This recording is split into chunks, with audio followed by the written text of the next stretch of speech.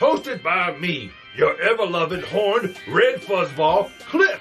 Doing what I always do around here at the Erie Cemetery, and that's getting things ready for tonight's big show with the Mummy and the Monkey, yeah. So let's get things cooking with this little ditty, and I'll see you on the flip, or my name ain't Cliff. Hacha!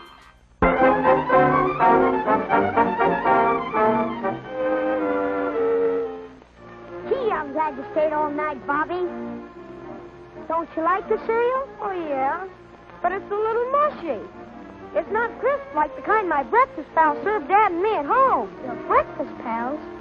Sure, they come every morning as soon as I whistle. What? I'm Snap. I'm Crackle. I'm Pop. At your service, Bobby. Oh, yeah? Hey, gang. These guys is muscling in. Let's get them. Come on, Mushy. Hey, let's go, Soggy.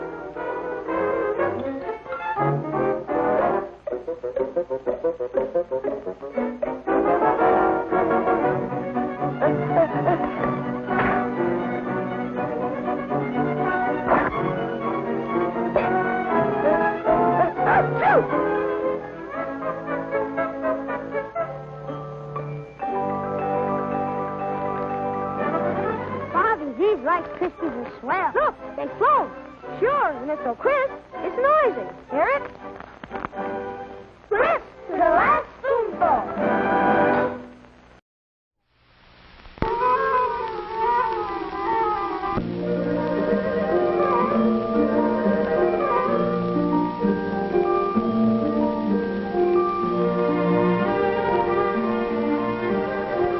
I always keep that picture on my wall, just to remind me how many boys and girls still need my help. Of course, there are fewer like that every year. I like to think about the many children I've helped and how much happier I've made them. As I sit here in my chair, oh, but you can't see me, can you? Let me make myself visible.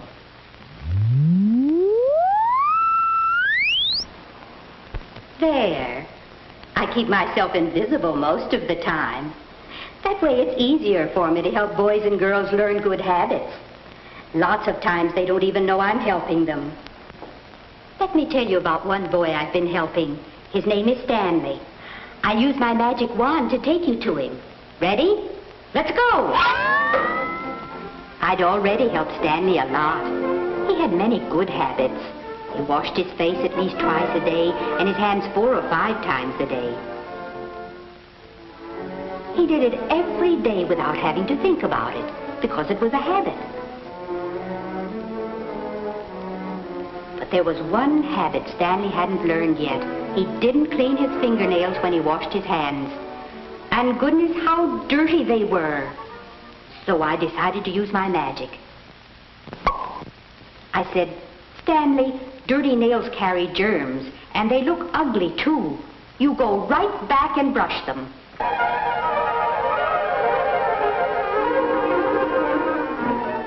Stanley learned that a good scrubbing with a stiff fingernail brush every morning and night at least made his nails clean and neat.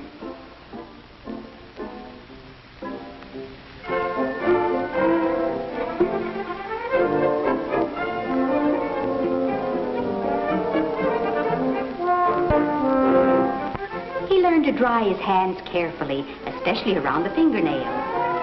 Once he learned these good habits, no one ever scolded him for dirty nails again. Washing his hair every week is another good habit I helped Stanley learn. I taught him to start by washing his comb and brush each time he washes his hair.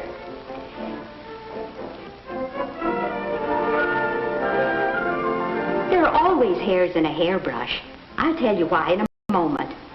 After they're out, he washes his comb and brush in soapy water, and then rinses every bit of soap out. He washes his hair under the shower. Warm water, a mild soap or shampoo, and plenty of gentle rubbing is all it takes.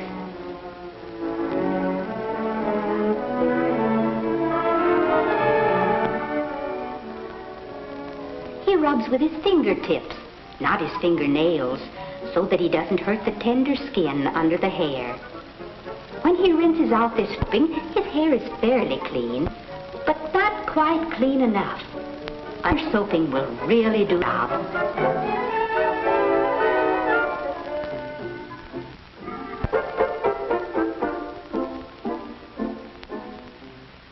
And plenty of rinse. Now, those are some of the good habits I helped Stan learn. Now, I promise to tell you why there are always hairs in a hairbrush. Suppose you had magic eyes, and when you looked in the mirror, you could see closer and closer and closer. And suppose you could see right through your skin and see the root that a hair grows from. If your magic eyes could speed up the growing, you'd see that the new growth always comes at the root. As the hair gets longer and longer, it will finally come loose from the root. A new hair starts to grow and pushes against the old one.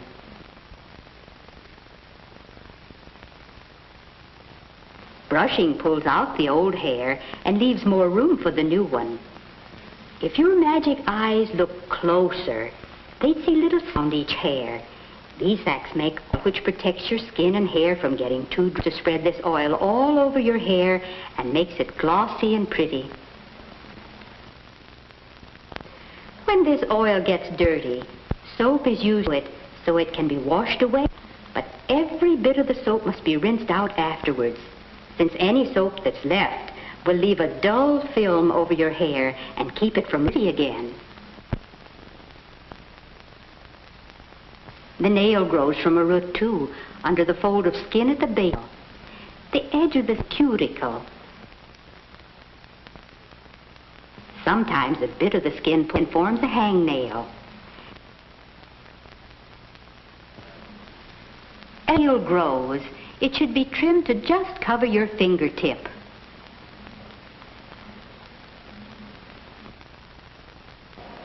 Now, your hair can get sick. If you notice anything, be sure to tell your parents or teacher about it right away. It may be a disease called ringworm. It makes your head itch. Sometimes the hair falls out in patches. A doctor can help cure this disease. Another disease is dandruff. Or you may find that instead of these thin, flat flakes, you have little white specks that look like tiny eggs. And that's just what they are. They're called nits, and they're the eggs of head lice. They're easy to get rid of, so tell your parents or teacher about them right away. Anyone might get a disease. The best safeguard is to keep yourself clean. Don't use anybody's comb but your own, and don't wear anyone else's hat. Now, keeping clean is only part of caring for your hair and nails. Let me tell you about somebody else I've helped. Her name is Alice. I'll use my magic wand again. Ready? Let's go! She certainly needed to learn some good habits in caring for her hair.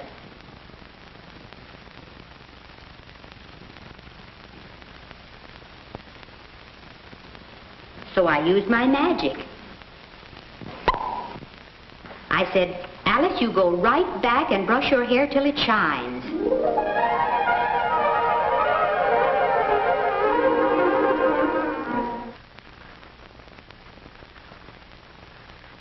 So I helped her learn the habit of brushing her hair every night, 100 strokes or more.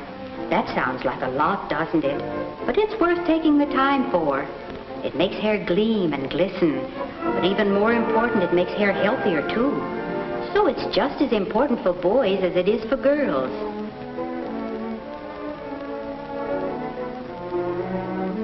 I've helped many boys and girls learn that habit.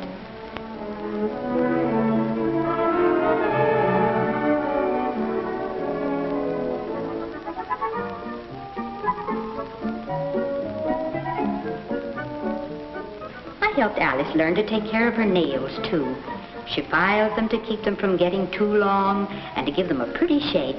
But she's careful not to get them too short.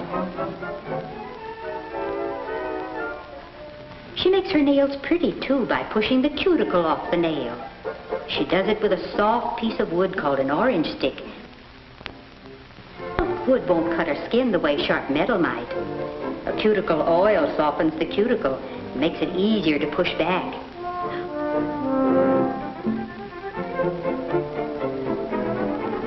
Oh, here's a hangnail. Hangnails are really nails. They're pieces of skin that start to pull away from the nail. Drying your fingers well helps prevent hangnails. I helped Alice learn the habit of cutting them off with a scissors instead of pulling might take off too much. Feel good to think about Alice, and all the girls help to learn good habits. Once you've learned a good habit, it'll work for you all your life. Such little things as brushing your nails clean when you wash your hands, hair every week, or oftener if it needs it. Brushing your hair at strokes every day, whether you're a boy or a girl. And keeping your nails trimmed, not too long and not too short. Those are some good habits that many boys and girls have already learned. But there are still some who need my help.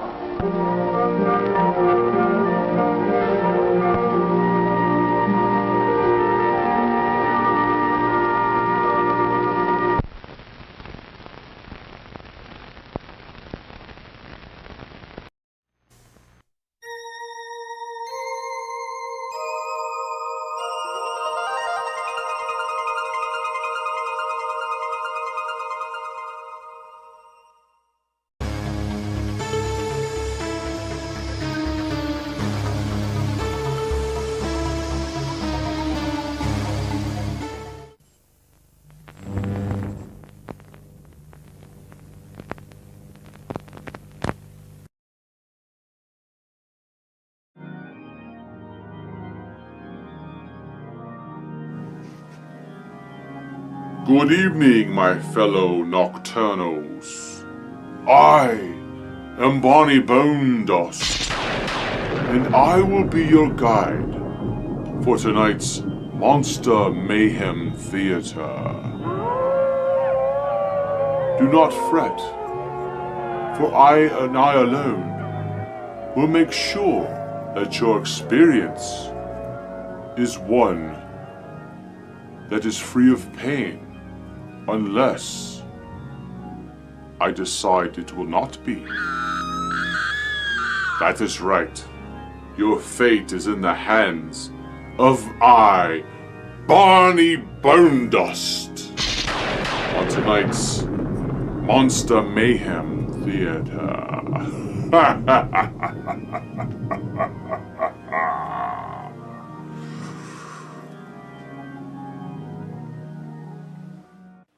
Hey group, do you follow The Mummy and the Monkey on Facebook, Twitter, and Instagram? No? Well, why not? That's how you can find all the news about the happenings and going-ons for The Mummy and the Monkey. And if you're watching us on YouTube, remember to hit that like button and subscribe to the channel. Hacha! What you are about to see is bizarre, unsettling, and riveting. Sparkling soft drinks. Ain't nothing like a good Mountain Dew. Hey! Hey! Steaming hot coffee. Roses are red, and how do you do? Drink 4 of these, and woo woo woo woo. Steamed or grilled hot dogs. Oh, my God. That is huge. Crispy hot fresh French fries. This is the best thing I have ever put in my mouth. How about a pizza? None better anywhere.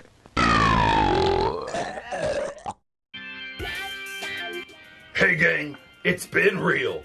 They say that all good things come to an end, but things are just getting started around here. That's right, there's no time like showtime, baby, so let's get this party started.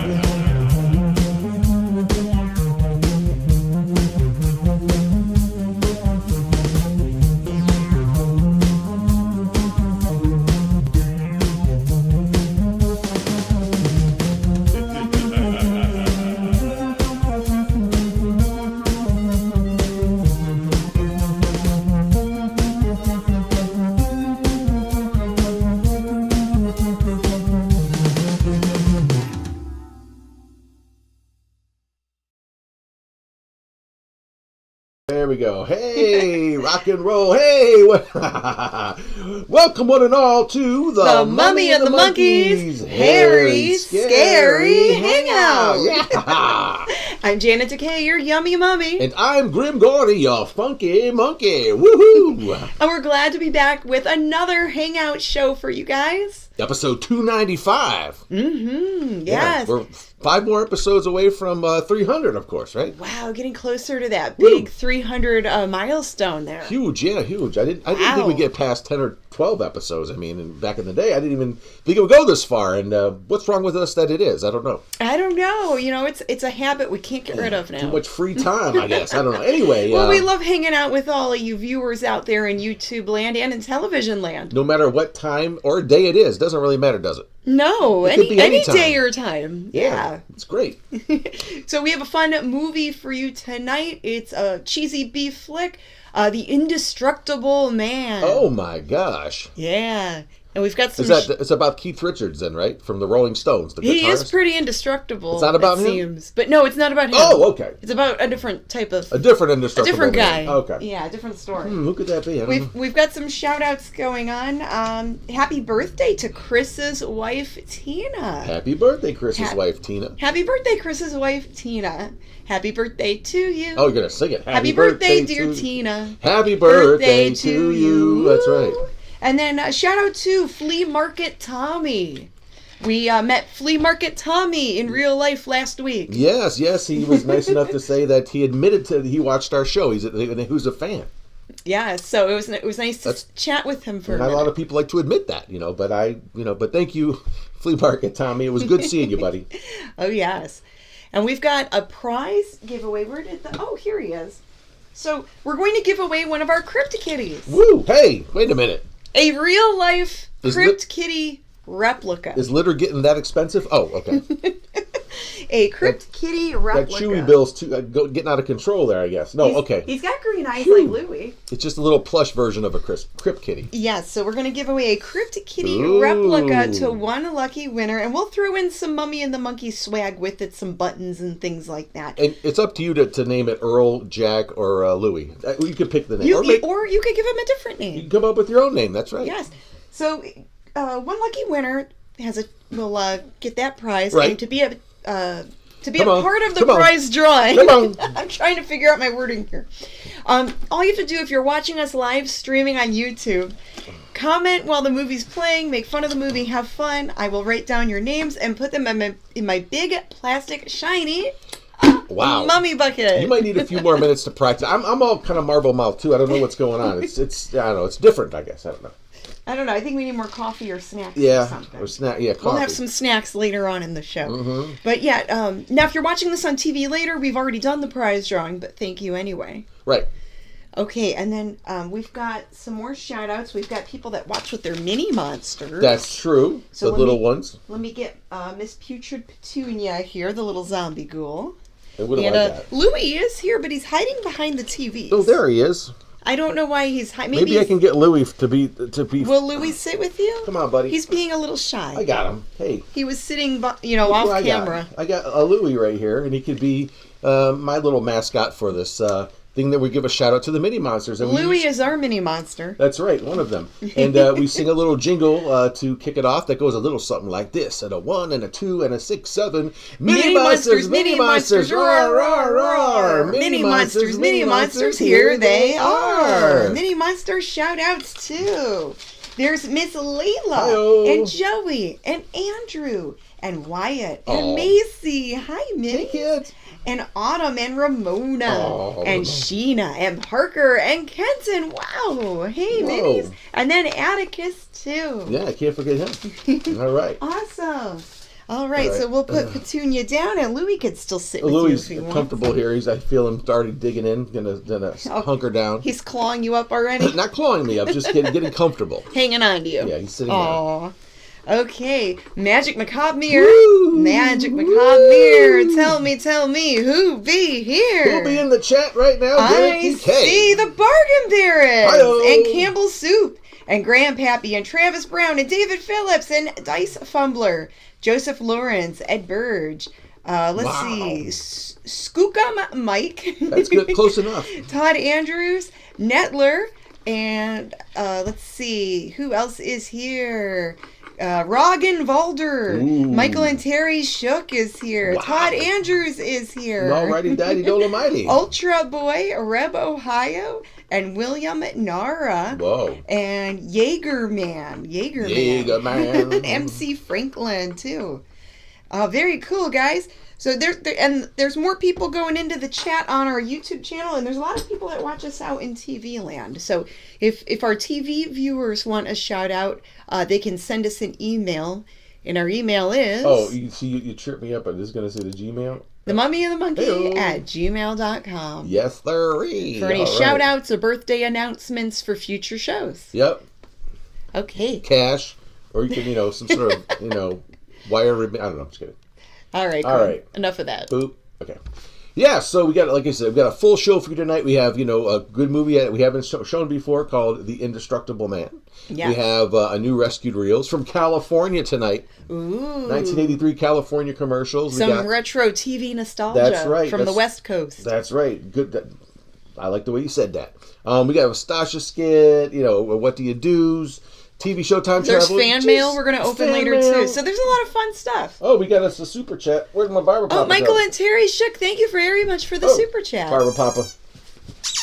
And the super chat is a YouTube thing, so if you hear that in TV land, that's a YouTube reference. Yeah.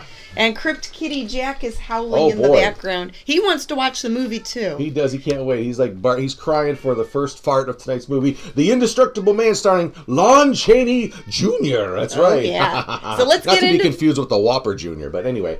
Here we go with Fart 1 of... Indestructible Man. Right here on The Mummy and the Monkeys. Hairy, scary hangout. Lon Chaney Jr., take it away, buddy. Woohoo! Hey, what's buzzin', cousins? Tonight's movie is presented in Grim Go-Round Sound.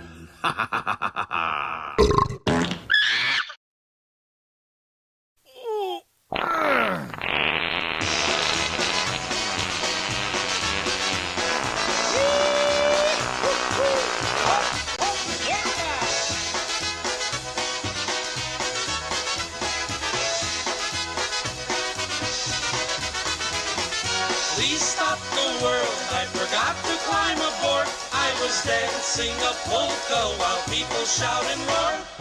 Listening to the music, sharp as a sword. Oh, please stop the world, I forgot to climb aboard.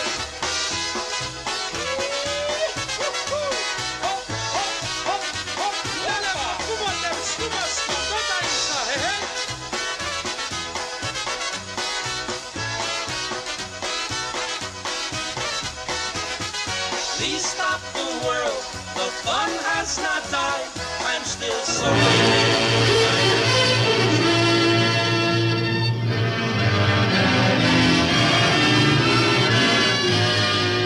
I was dictating the wrap-up on the Butcher Benton package.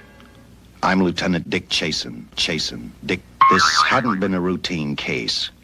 And to find the answer, I've had to put a lot of little pieces together. Really? It began on the day most cases can be called closed. It was the day before the butcher was to be executed. He was visited by his attorney, Paul Lowe, in the death house. Oh. It was at this first meeting the Butcher Benton case took its first switch. Well, that's it, Butcher. The evidence against you was so strong, the governor turned down your appeal. You're a rotten liar, Lowe.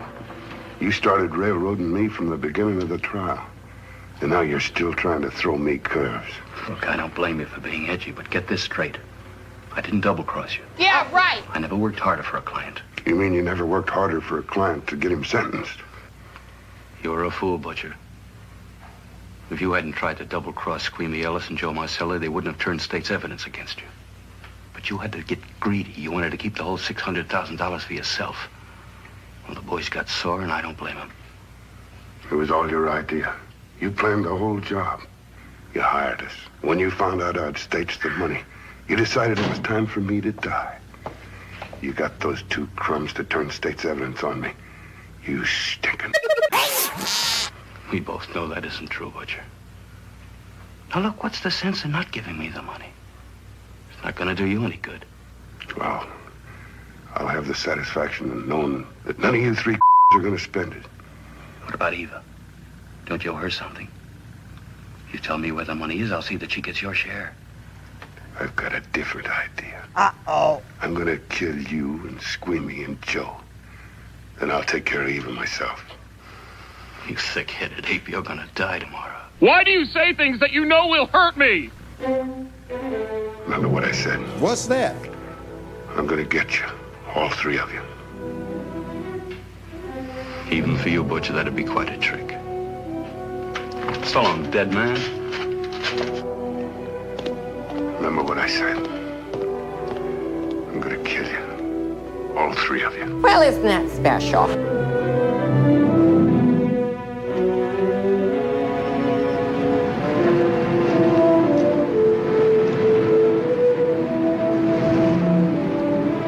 Quiet, numbskulls, I'm broadcasting. Back in Los Angeles, two men sat in a bar room listening to a newscaster tell his headline story. He played up big the butcher's threat to kill Paul Lowe, Squeamy Ellis, and Joe Marcelli for their having turned state's evidence against him. Squeamy Ellis didn't seem happy over the butcher's threat. Neither did Joe Marcelli. But they had figured, once a dead man, always a dead man. But this was one time everyone was in for a surprise, including the entire police department.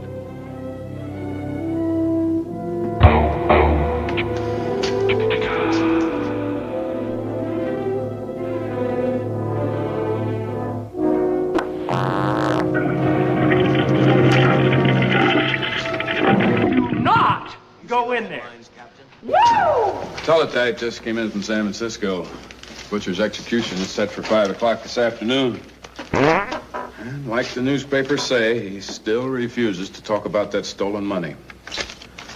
Well, I still have hopes of coming up with something. That's what I dropped by for, Dick.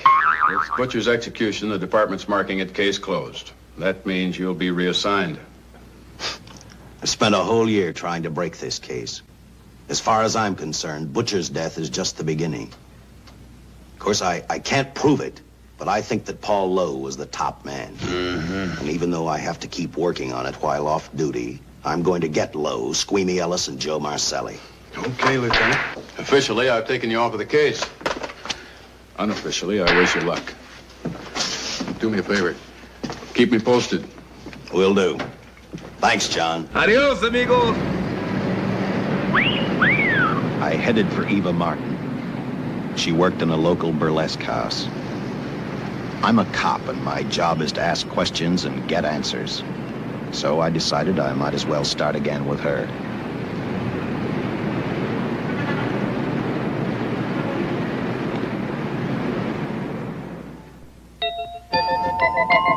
Come in. What up? Oh. What do you want? I'd like You're a cop, aren't you? That's a good question. I can't even find a 3-ton armored car, let alone the $600,000, and I've been on the case a year. That's my problem? I've told you and I've told you and I've told you. I don't know anything about the money. I never did. Benton's gonna be dead in a little while. I thought it might make a difference. I never knew anything about the money. That's a lie! That is a... Call me dumb. I didn't even know Charles was in the rackets until the trial. Now, take it easy, kid. You're on, Eva. Well, won't be getting any sleep tonight. It's as hard as a rock.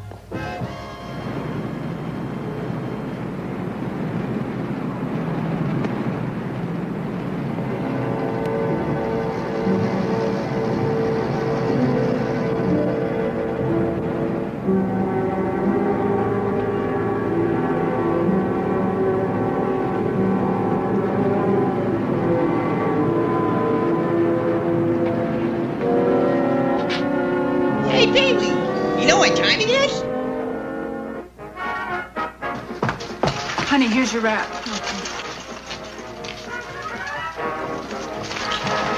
Of all the gin joints in all the towns in all the world, she walks into mine. I gotta take a whiz.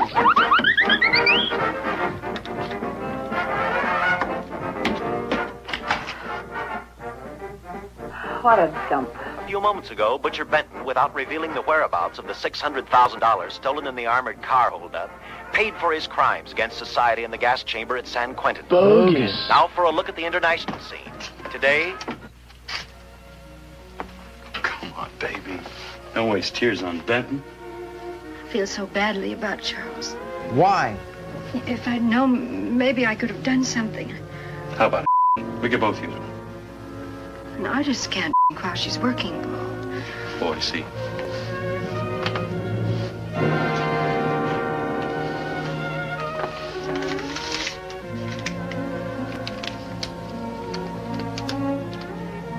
What's that? It's none of your business. Well, now what's the matter? It's a message from Charles. He told me to open it if he died. That's nice. Finale, Eva. All right. How about a after the show? No, thanks. Not tonight, Paul. Nice girl, but about as sharp as a sack of wet mice.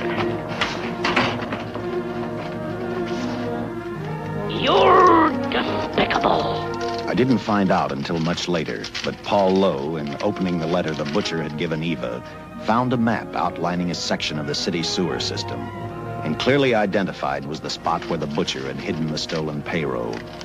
He replaced it with a $50 bill. I guess he figured $50 to gain $600,000 was not a bad day's work. You said it, Buster.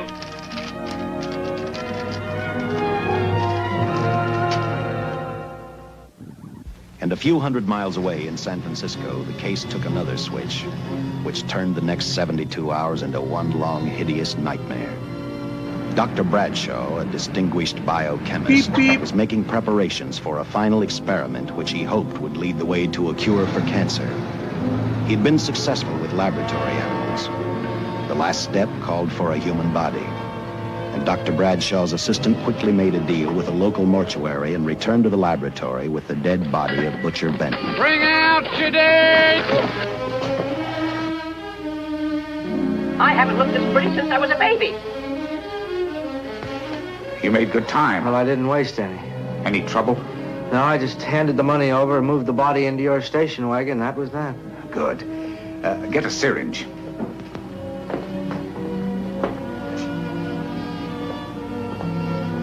He's in good shape. Well, I hope so.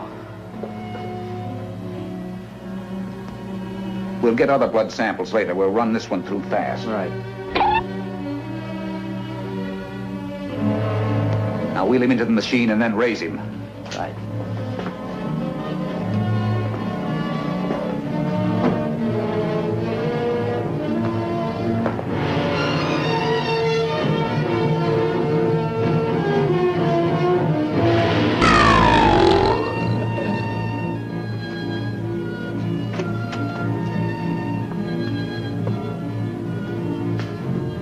You know, you can look at it if you want. Really? Thanks! You mean you're going to give him 287,000 volts? Yes, yes. I'll get the fluoroscope set. We'll check with that before we start dissecting. Turn off the lights. Sexy time.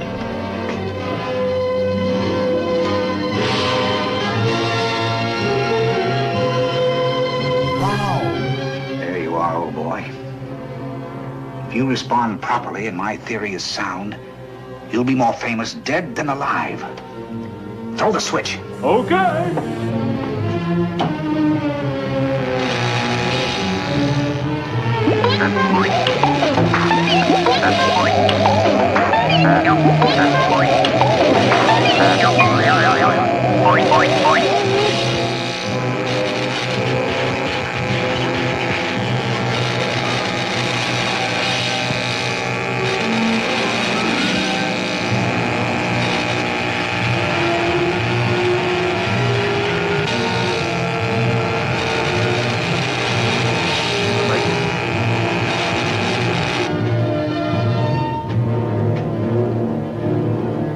Wait, I thought I saw a pulsation of the heart.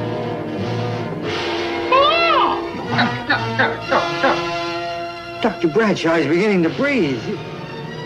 You've brought this man back to life. It's alive! The heart muscle has simply responded to a terrific electrical shock, that's all. Thank you, Mr. Know-It-All. Yes, but it does prove that the cells still function. Dr. Bradshaw, he is alive. A shock reaction, it can't last. His cells are multiplying now, if your theory is right. We could keep that reaction going longer. But it's worth a try. Damn right. Get the body out.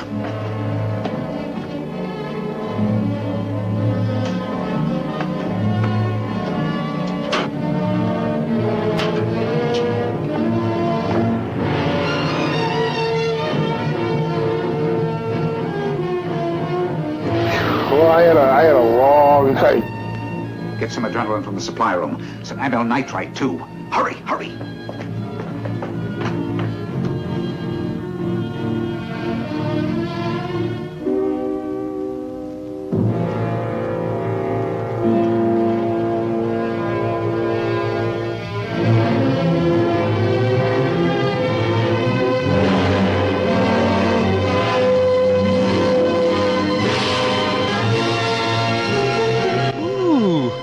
That just rolled out of bed smell.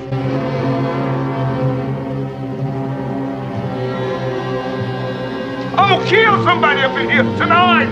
You what? This looks extraordinarily bad. Hey, now. You mustn't move. Your heart can't stand the strain. Now, you must lie still. Please, please. Easy now.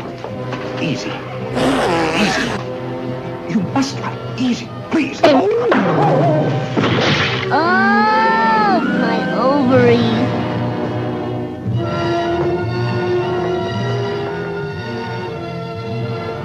Dr. Bradshaw's experiment had given life back to the butcher. He tried to talk, but the electrical voltage had burned out his vocal cords. Yet it hadn't destroyed his brain.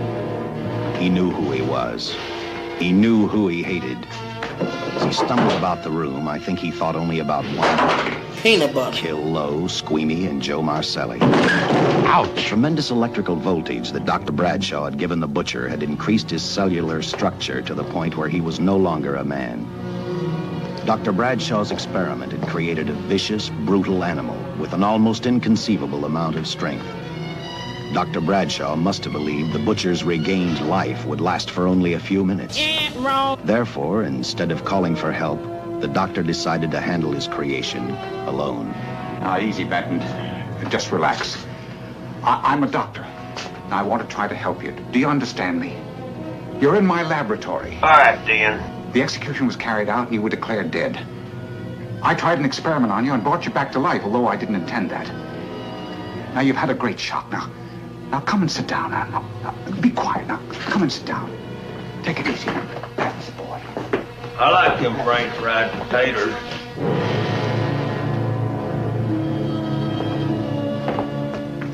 Careful. His reactions are violent. How do you explain this? Each cell must have multiplied 100 times, perhaps thousands. His strength is unbelievable. No. It's too late for the amyl nitrite. I want to get some blood samples. Make some tests on him. Find out what's happened. Get me a syringe.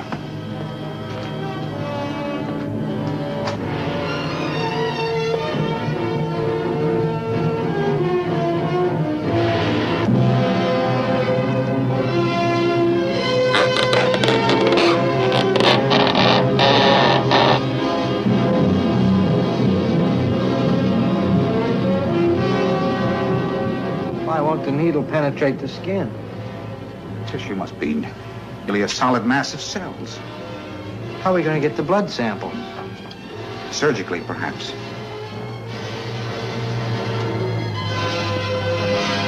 Now, easy, man. Take it easy. You can't leave here now. I'm responsible for your being alive.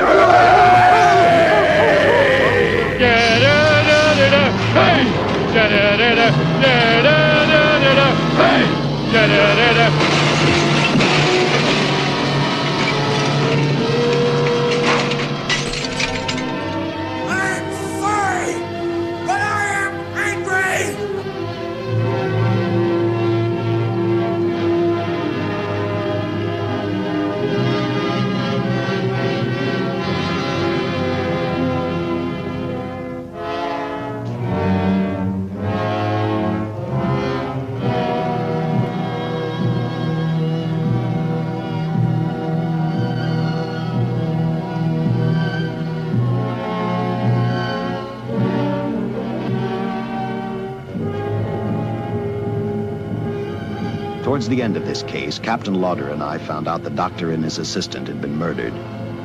But I'm getting ahead of my story. The butcher didn't know how he had been brought back from the dead, and he didn't care. All he knew, he was alive. Then this monster-made man started thinking about Los Angeles.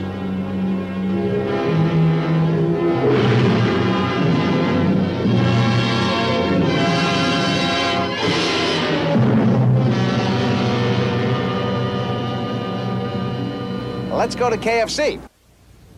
On that very night back in Los Angeles, I decided to stop playing detective for a little while.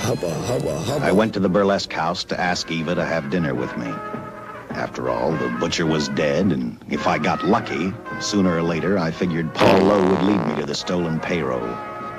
In a way, that possibility made me even feel better. It's not fair to watch the show from backstage. Next time, I'll pay admission. I take it by that remark you like my routine. Yeah, you're pretty good. What I can't figure out, though, is... buttered sausage. It shouldn't be hard for someone like you to get a job in a class spot. If you weren't a detective, I'd be willing to bet with a line like that your next remark would be, how about dinner? Well, not exactly dinner, but a hamburger might be a good idea. If you're asking in an official capacity, I can't say no. I'm off duty. For the past 6 months, all I've ever called you is Lieutenant Chasen. Do you have a first name? Dick. Give me 10 minutes for a quick change, because you just made yourself a date, Lieutenant. I mean, Dick. Swing! Hey, lucky you. You're watching The Mummy and the Monkey. Oh, and I'm Steve Hibbert from Played the Game.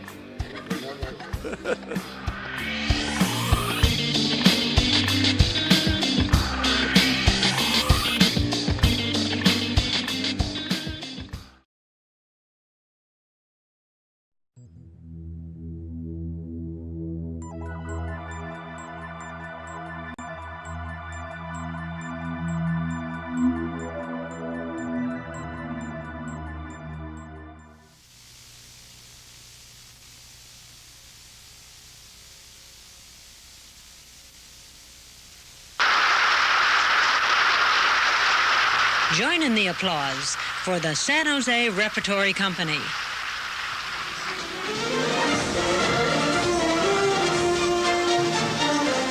Over 45,000 people have seen what critics have called delightful, fast-moving, a new and exciting element in San Jose.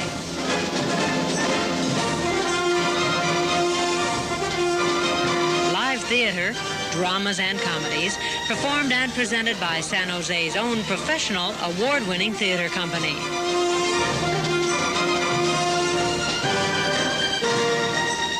The best seats for the best show at the best price. San Jose Rep, making a play for you.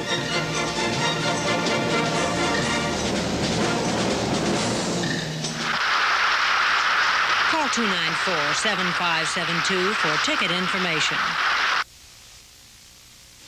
What you doing, Grandpa? Checking the tires so we'll be safe on our picnic. You know, when you've been driving as long as I have, you learn to be careful. Before I go on a trip, I check everything. And before I renewed my car insurance, I did some checking too. I went to 6 different insurance companies and got 6 different rates. Those rates varied by more than 40%, even for a careful driver over 50, like me. Well, that made me stop and think. And that's why I'm glad I switched to Colonial Penn, the insurance specialist for people 50 and over. They believe that experienced and careful drivers deserve a break on rates. Know what that got me? A savings of over $80. Oh, and they even gave me this tire gauge free. If you're a careful driver, 50 or over, just call our toll-free number. We'll rush you important facts on how you may save $20, $40, $80 on a full-year policy. We'll even send you this tire pressure gauge free, just for calling for our information kit. We'll call toll-free 1-800-228-6690. That's 1-800-228-6690. Of course, there's no obligation and no sales agent will visit. But it's good to know that there's a Colonial Penn representative who lives and works in your area, ready to give you prompt personal attention. So call today. See for yourself why over 500,000 drivers have already switched to Colonial Penn. You know, changing insurance companies isn't something you do on the spur of the moment. But if you're paying a lot more than you have to, it's something you ought to think about. I'm glad I switched to Colonial Penn. It's a special company for careful drivers. Like you, Grandpa. Colonial Penn, the insurance specialist for people 50 and over. The Child Health and Disability Prevention Program is a special program to help you stay healthy and happy. If you are entering school for the first time, you'll need a complete health checkup. The exam is interesting. The doctor will listen to your heart, take your blood pressure, and make sure you are protected against diseases. Have Mom or Dad call the Child Health and Disability Prevention Program at the health department in your county for more information on school entry checkups. Staying healthy is fun. Neighbors helping neighbors to protect themselves against crime.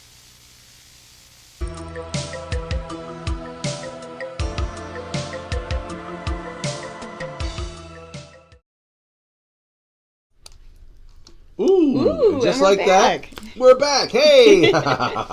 Welcome back to the Mummy and the Monkey's Hairy Scary Hangout. Again, not that you ever left because you've just been watching the movie that we're showing tonight and our little special skits and bits in between everything. But what did you think about the first part of the Indestructible Man?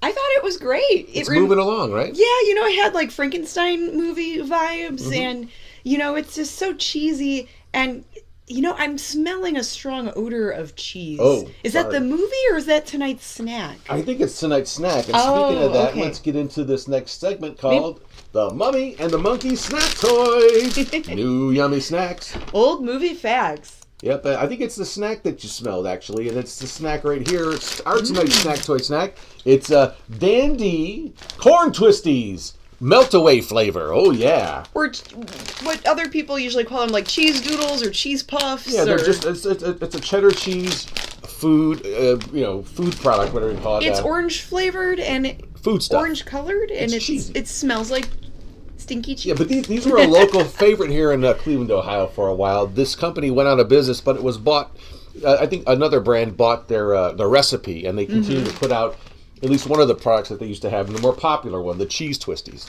Yeah. They're really good. Well, let's give them a try. And then you guys, if you're watching us on YouTube, you can put in the comments below what you are snacking on. And we'll do some reading. People were commenting on the commercials that we played earlier. They were from a TV station in San Jose. Yes. From the 80s. Our Rescued Reels segment. Yeah, and that was some fun nostalgia there. And if you're kind of new to the show and you're not familiar with Rescued Reels, we get all kinds of videotapes, Betamax tapes, reels of film, all kinds of different kinds of old lost media. And we extrapolate commercials for that segment off of those tapes. And this was a bunch of tapes I got from someone in California. Okay, so Todd's having buttered popcorn. Travis just had an egg bagel sandwich. Yummy. Dice is having pumpkin seeds.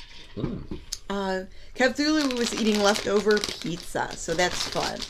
And the Bargain Barons are watching on YouTube. Oh. And they are some YouTube friends that put together some amazing videos. They redid one of their rooms, and it's an Victorian style looking bedroom. It looks very cool. It came out very nice. Good job, Karen and Rob. Sorry, I might have to cough. Cheese got in my throat a little bit. Okay, so some snack toys. And these are tasty. They are very good. These are dangerously tasty. They're very cracky, yes. Yeah. Much better. Okay, so tonight's movie, The Indestructible Man from 1956. And it stars classic horror film icon Lon Chaney Jr., the son of the original Lon Chaney, who was in the Phantom of the Opera, all kinds of cool stuff. And the original Lon Chaney was, man of 1,000 faces. Yes. He was really great at doing makeup effects and acting. And Lon Chaney Jr. is also an amazing actor. He was indeed. Hey. And he was in the original Wolfman. How unprofessional. Grim. Please silence your cell phone. I know. You would think. All right. Don't be that guy in the movie theater with Too your late, phone on. already that guy, that monkey. Sorry about that. Okay, go ahead. My bad. So he was in Ghost of Frankenstein. Ooh. He was in the Wolfman. He was in the movie Spider Baby, and that's one of my favorite films he was in. And his real name was Creighton Tull Cheney. Whoa. That was his real name, Creighton Tull Cheney. He picked lawn. Yes, and in this movie, he plays Charles Butcher Benton. So he was like this criminal guy. He was on death row. He, they electrocuted him. And now they brought him back to life using some wacky experiments, and he's got superpowers. Yeah, he's indestructible. Mm-hmm. And, in real life, though, he was a big boozer and had some issues with that. So in the 1950s and some films in the 1960s, he didn't do a lot of speaking. So he did some speaking in the beginning, and in the rest of the movie, they say his vocal cords are damaged. Oh. So he's not talking in the rest of the movie, but that's okay. It's still a fun movie. Okay, Marion Carr. She plays Eve Martin, and she's the pretty blonde lady who works at the burlesque house. That Dick guy is trying to go on a date with her. Dick Chasen. Or should I say that Richard guy? Yeah. Yeah, I think that's short for Richard. Yeah, but on his library card it says Chasen Dick. Oh, no. So there you go. That's really the name they gave him in those. That's what it's called. Hey, look. That is hilarious. Richard, whatever. Okay, so she was Jane in It's a Wonderful Life from 1946. Really? Marion Carr, yeah. So that was like one of her big roles. How did she go from that to this? Oh my! I know, right? And she was in another film. I think it's a Western called Ghost Town from 1956. So she was in a handful of movies and stuff. She married another. I forgot who she married. I should have wrote it down. But anyway, yeah, her acting career wasn't. She wasn't acting for a long time. Yeah, she wasn't a very illustrious career. I think she was focusing on family stuff after a while. Okay, so Jack Palexfen, he directed this. I don't know if I pronounced it. I saw that name too. I didn't know exactly how to pronounce it, but go ahead. Jack Palexfen, he directed this, and he was a journalist before he became a film director. Oh. And he made some campy, cheesy films throughout the 1950s. That's where all that narration's coming from, I think, because he was a journalist, right? Like Mr. Righty Boy. Maybe, and because Lon Chaney Jr. didn't speak a lot in this movie, so they felt like they had to add some narration. Yeah. So he made the movie The Man from Planet X from 1951. Okay. Captive Women from 1952. Whoa. And Son of Sinbad from 1955. Wow. So I've heard of none of them, but go ahead. Those are my snack toys. We weren't eating your snacks while you were doing that, but okay. No, I should have been. Yeah. But yeah, this film has fallen into the public domain, and it's been released on VHS, and it used to be like at the Dollar Tree on those dollar store DVDs. Oh, yeah. So many different small companies have put it out on those cheapy like DVDs from the early 2000s. Right.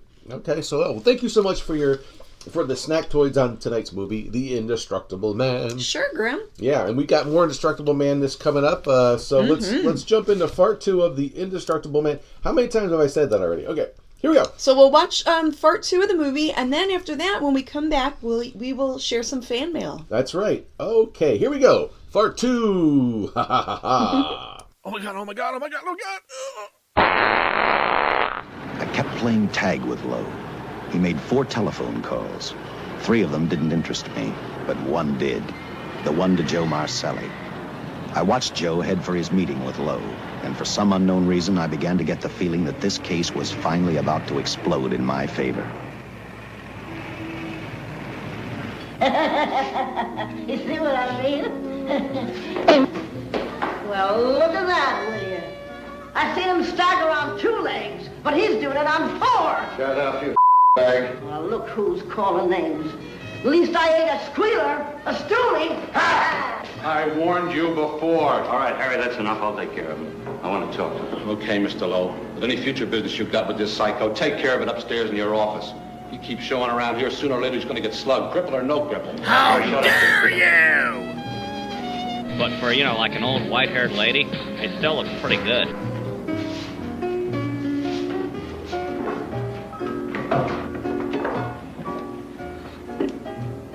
I need a shot, bad. You'll get one after I talk to you. You sober enough to understand? Yeah, I run out of dough. No wonder. Look at you. You used to be the best torch man in town. Now I don't think you could crack a safe if you knew the combination. No jobs. Nobody wants me since I turned stakes on Benton. That's your doing. You taught me. All right, quit crying. I got a job for you. If you can stay off that stuff long enough. You know I can if I got a job. How much? What is it? It's $2,000 in it for you. Where? Right near where he pulled the job. Interested? $2,000 ain't much out of 600,000. There'll be other expenses. Besides, that money's plenty of it. Now, you want it or do I get another boy? I'll do it. How soon do you want me to go to work? Set it up for tomorrow night. Call me before noon. I'm going to the races. 1. And that's all the job's over. To alcohol, the cause of and solution to all of life's problems.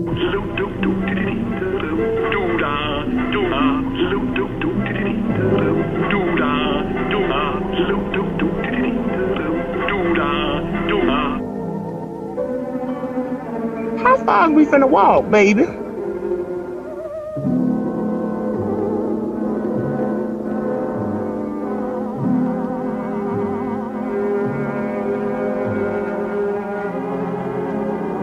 butcher was walking slowly toward Los Angeles. He'd traveled through wooded hills to prevent being seen by anyone. Finally, he came to a quiet road. He stopped to get his bearings. And then he saw her. He saw something else. An automobile. For the butcher, that rang a bell. With a car, he knew by the next afternoon he'd be in Los Angeles in plenty of time to catch up with the 3 men who had double-crossed him.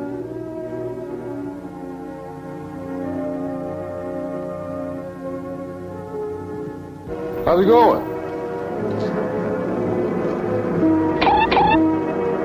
Well, see, you're a real gentleman to be helping strangers in distress. I hope you don't mind me using the babe here as bait. Quite a dish, isn't she? But that's what she gets paid for. Bait, that is. Yes, sir. She's a real shaker artist of my outfit. Carnival man myself. Just call me Connie. Shut up! Yeah. Well, friend, we're in a little bit of difficulty here. Got a flat tire, brand new car, no tools in the back. Why, some of these dealers make my carnival grifters look like babes in the woods.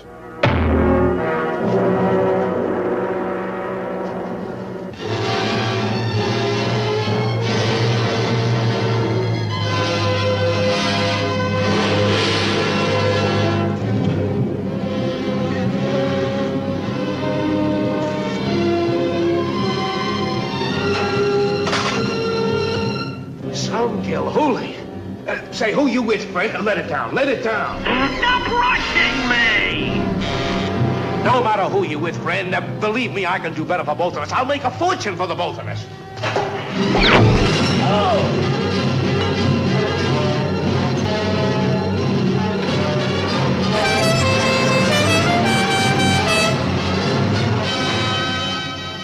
Computer, status report. An hour later, the San Francisco Police Department sent out an APB. Squads were sent to various parts of the countryside.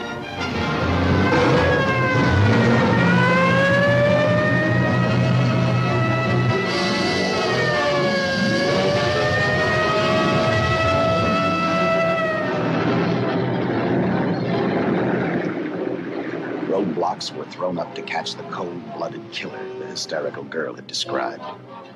Each squad kept reporting back to Central Headquarters, and each of their stories was the same.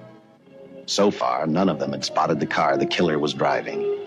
Orders were given to shoot to kill, because from the girls' further accounts, they realized they were dealing with a maniac.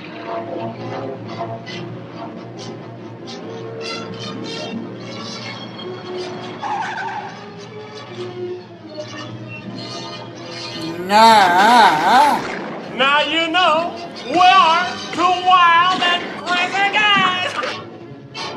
Yeah!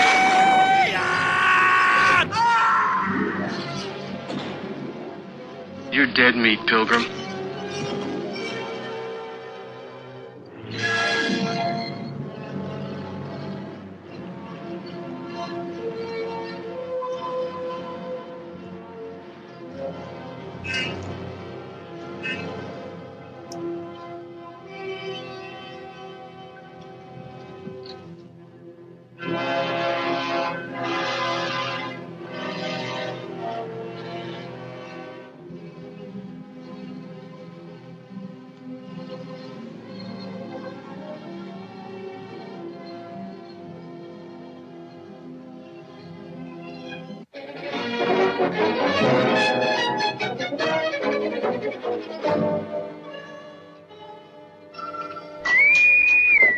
trust that this information will answer all of your questions. If I can be of any further service, let me know. Sincerely, J.I. Louder, Captain Police, L.A. Here's another all points from CHP, Captain. Blah, blah, blah, blah, blah, blah, blah. Yours truly, some bozo. These reports sound like they come from a bunch of loonies. Sure do. There it is. Sergeant. Yeah. I want Lieutenant Chasen to look these over as soon as he comes in. All right, Captain. The next morning, I read the stories of the brutal murder of the 2 police officers. I also read the witness's statement about the bullets having no effect upon the killer. That's impossible. I felt sorry for the witness, and I thought about how easily a person's mind can become confused when suddenly they receive a brutal shock. I didn't believe a man existed who could not be stopped by a slug from a .45. Good morning, Captain. You and the rest of the force are going on 24-hour duty. Seen the headlines? You mean this guy that's running amok up north? Yeah, the latest report, he's killed 2 police officers. Made a getaway in a green coupe heading south. I've got a hunch this killer's going to be our baby. He could be in town right now. Yeah. You better get started, Lieutenant. Okay. Any new leads on that hold-up money? I think the girl can probably be counted out. If any of the others are wise, they're keeping mighty quiet. Let it ride for now. The whole force is going to be on the spot until we catch this killer. Newspapers will have a field day.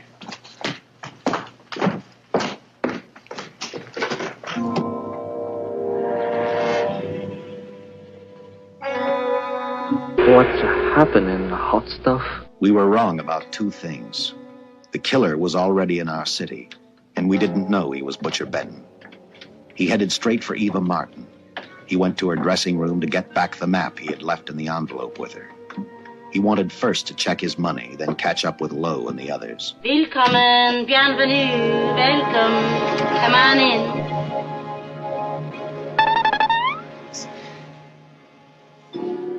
Hey, girlfriend! Hi, how are you? It's so cool seeing you. This is crazy. You look great.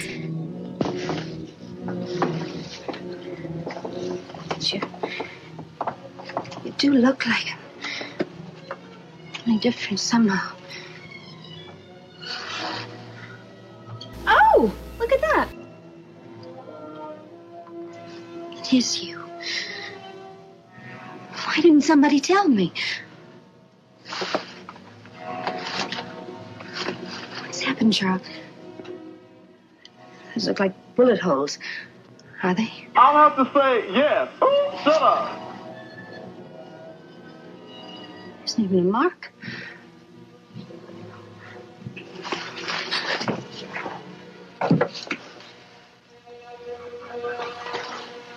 My God.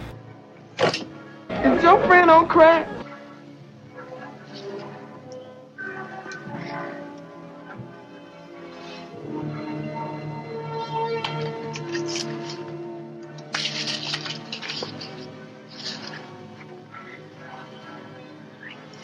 I opened it like you told me. I found the $50. I didn't know why you left him. Oh, Paul didn't know why he was here. Are you a habitual violator or something? What is it?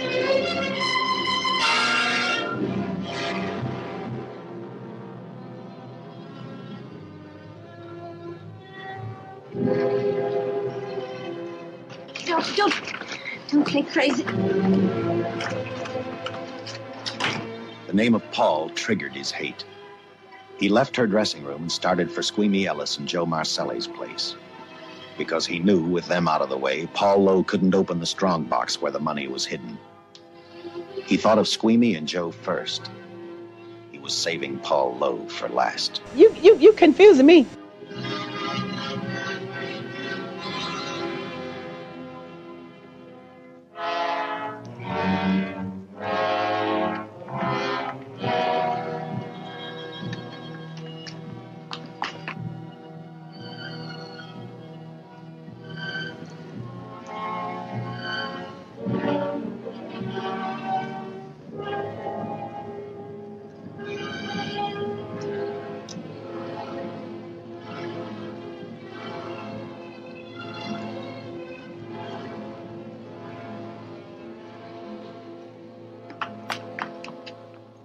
excuse me while I whip this out.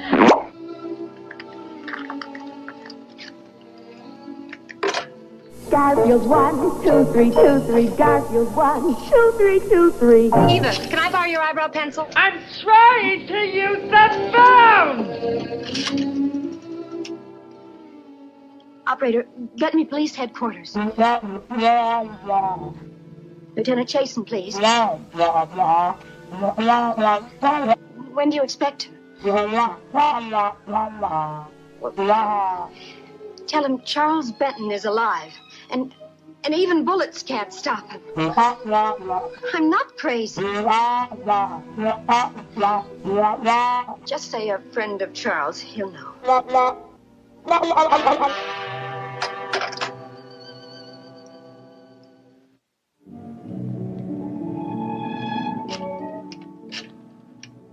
After leaving a message for me, Eva telephoned Squeamy Ellis. She tried to tell him the butcher was alive and on his way over to kill him. Squeamy didn't believe her, and in a way you couldn't blame him. Who in their right mind would believe a man had returned from the dead? Yeah, well, you got a point there. What Squeamy actually believed was that the butcher, before his execution, had hired a killer to carry out his threat. I mean, this is about as interesting as listening to a John Tesh album. You better not be using my hair crimper on your bad place again. You sick? What? You don't look so good to me. Thank you. All right. Say, Eva, I could take over the matinee trick for you. What? It's easy. It's okay, Eva. I can do it. Scabba-doo-doo-doo-doo.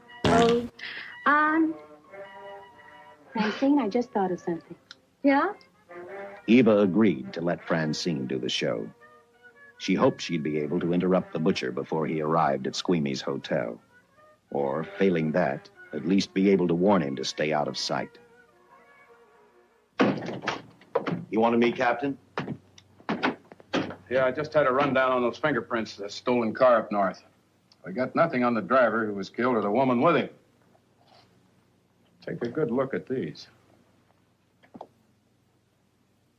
There's something funny about these. Yeah. The boys in the lab can't figure it out either. Those are the killers. They were found on the steering wheel. Looked like they'd been stamped in with a steel die. Confuse me? These are Butcher Benton's. What? They look the same to me. How do the lab boys explain that? They don't.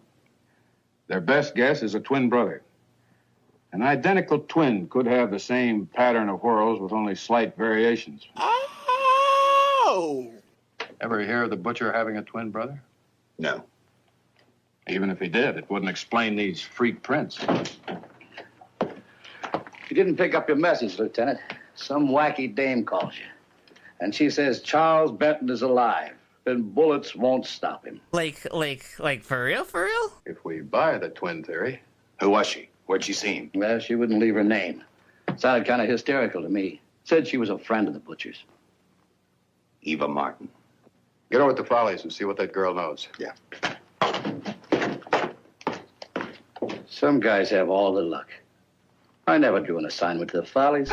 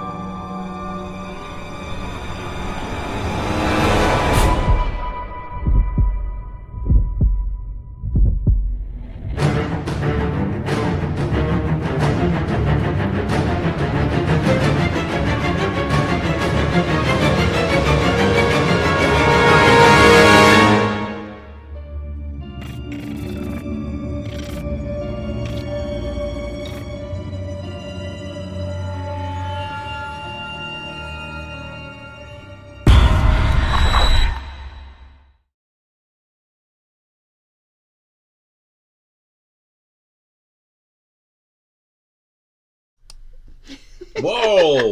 Wow. Wow, why can't we show that movie on our program? Hey, welcome back to the Mummy and the Monkey's Hairy Scary Hangout. The hosted segments, at least. And you're watching tonight's movie, The Invisible Man. Or maybe The Indestructible Man. Or maybe you're sleeping through tonight's movie, The Indestructible Man. I'm surprised I didn't say that earlier.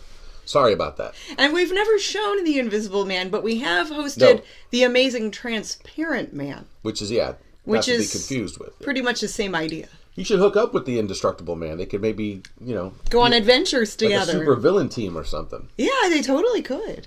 Okay. So anyway, we're back here at the Erie Cinematary, sitting in our little cozy, comfy room here, and we are going to do a viewer mail segment now, I believe. Yes, so we've got some fan mail that was sent to us. We get mail. And we're going to let Grim start by opening his fan mail. Should we do it the Bobby Harvey? Oh, we could each open the card. Yeah, let's open up the card. So Bobby Harvey Jr. from Massillon, Ohio, sent us each a card. So let's open the card. This one says Grim on the back, which I guess is for me, which is nice. Yes. And they're green envelopes, which I'm thinking has something to do with the upcoming holiday. Yeah, St. Patrick's Day. Yes. May ye be perfectly happy today. And it's a little kitten in a green hat with a little green polka dot tie. And I got a pug dog with a bowler hat. That's pretty cool. That's cute. And it says, Yappy St. Patrick's Day. Whoa, and I'm dropping the card. I can't do anything right today. It says Happy St. Patrick's Day, and there's some stickers, and it says Smile on this gorgeous St. Patrick's Day of the year. Wear green from Bobby Harvey Jr., friend and moderator. And Bobby Harvey sends me Happy St. Patrick's Day to Grim and his wonderful sound effects. Thank you, Bobby. From Bobby Harvey Jr., friend and moderator. Oh, yes. Right. Thank you for sending that, cool Bobby. That's very sweet. Yeah, we always like these. We're going to put these on our mantle in the lounge. Yes. Okay. Yes. In the parlor. In the parlor, that's what I mean. And then I was sent a belated birthday gift from the Shooks, correct? Yeah. Yes. You know, it probably got lost in the mail. You know how that can be sometimes. Didn't know that we had this. They're probably wondering what happened to that. Oh, it's got a card in it. That's very nice. Happy birthday, Grim. It's been pre-opened by some mummy. To make sure you can easily open the mail with your monkey paws. Hey. Money fell out of it. Oh, wow. Woohoo! I'm rich. I love it. $5. You know what? I'm going to take this $5 and I'm going to put it in the bank, I think. That's a good idea, Grim. Yep. It's a good idea to Because you're always save some telling money. me to put money in the bank. So yes, you should save some of your money. I'm going to, because, And it says, Happy birthday to a great monkey man. I think they made this card. That's pretty cool. Look at this. Oh, that is a nice card. I think they had it printed up like from a software program or something. That's really neat. They used to have a thing called Create a Card back in the day. They had these kiosks. You can go design a card like at a little kiosk and then print it out. Hey, look, there's cash. Yeah, see, they know I'm always goofing around saying, where's the money at?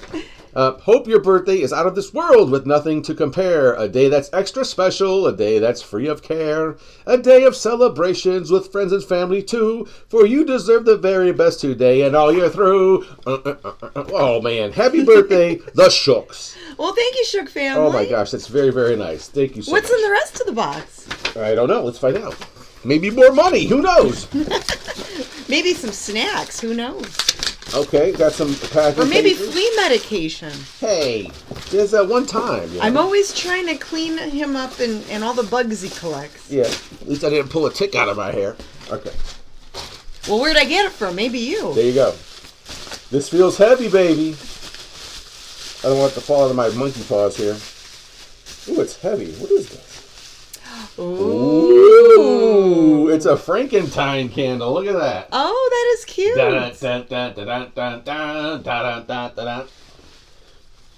Candle, good. It smells candle, good. It smells like Frankenstein. It smells like Frankenstein? I think it's just the unscented candle, which is cool. I always imagined him smelling like corpses or something. The Dark Universe brand, which is, I believe, the actual Universal. This is a Universal. I'm glad the candle smells better than that. That does smell good. Thank you. Yes. Thank you so much, Shooks. This is very cool.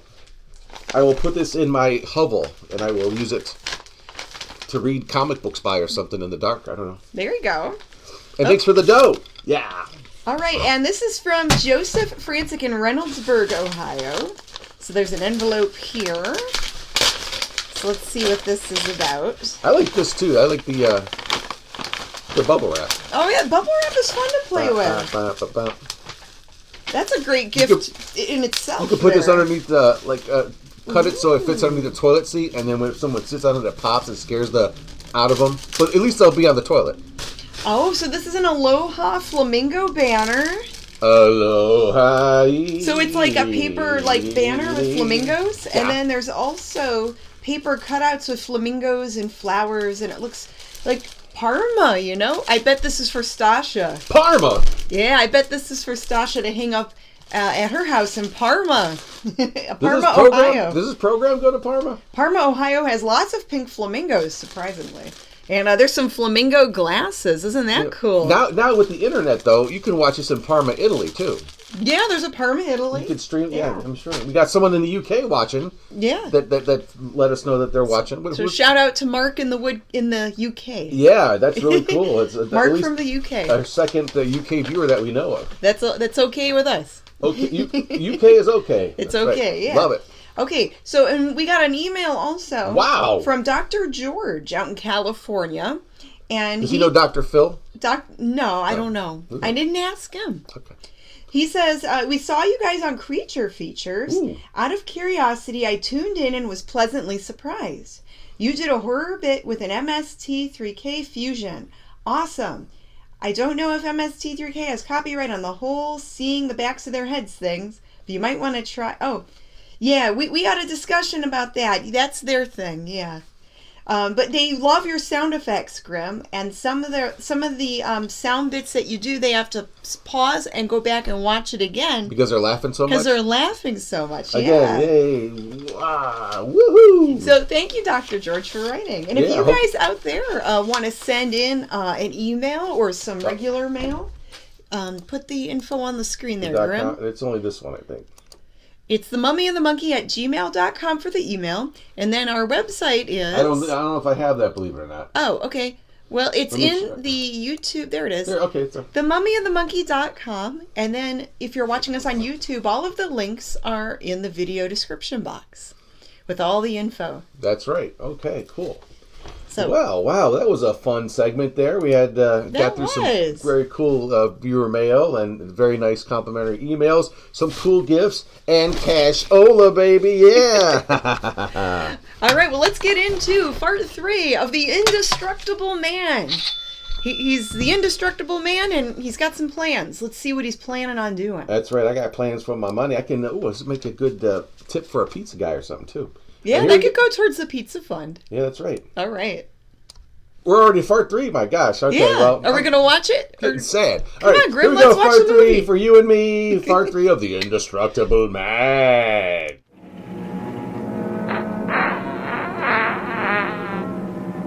Meanwhile, the butcher headed for Squeamy's hotel. He didn't seem to be in any particular hurry. Actually, he seemed like any normal person, on his way to work or on his way home.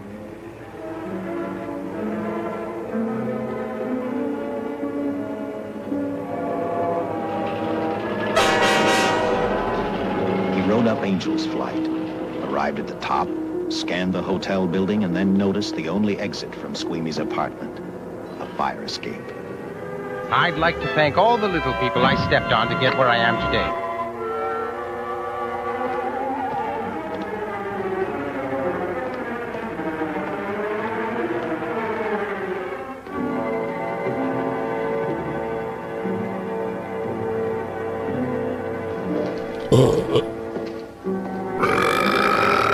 Ain't nothing like a good Mountain Dew. Hey!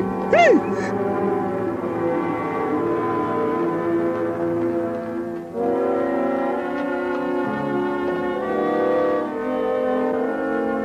Nah.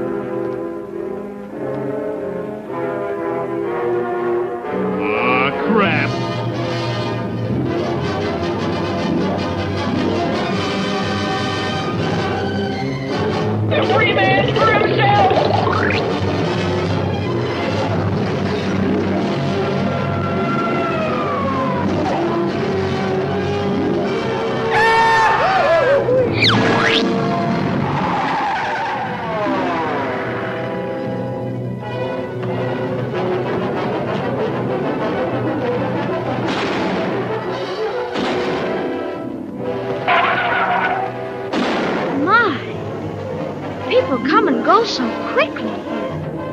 The butcher was figuring his next step. And as he looked at the dead cop, he thought about Paul Lowe, the next man on his list. I thought I smelled gin and regret. Joe Michelli? Not since last night when I told him I didn't want him around here no more. Give me a shot.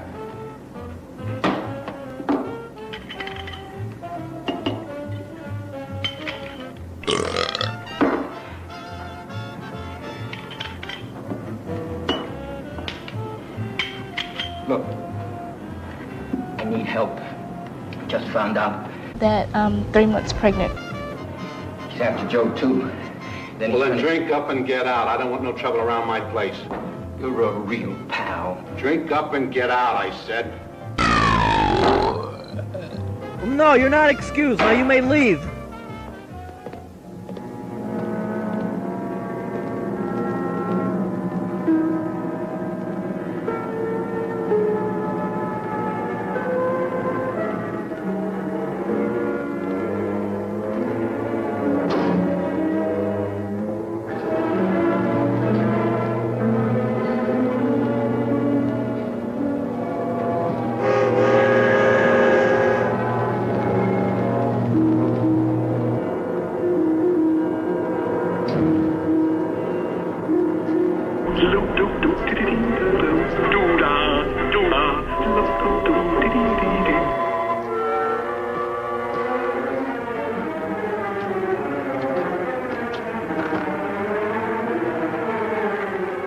Here's Johnny.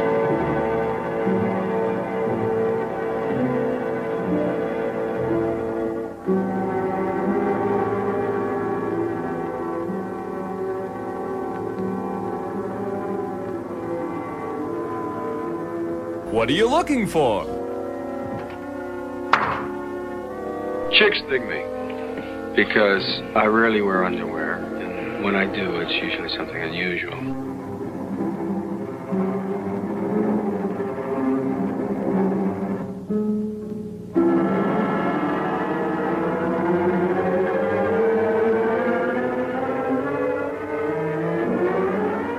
I'm trying to think, but nothing happens.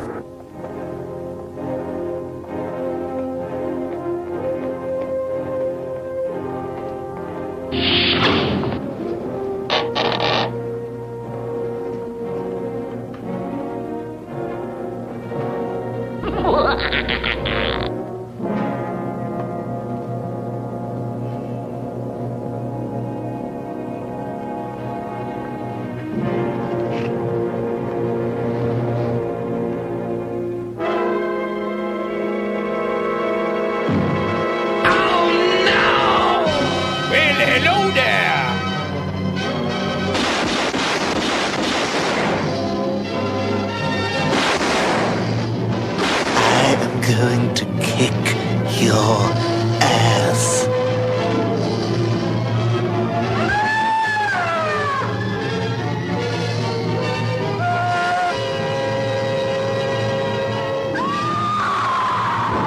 It was terrible. It was just terrible. I'll never get over it as long as I live.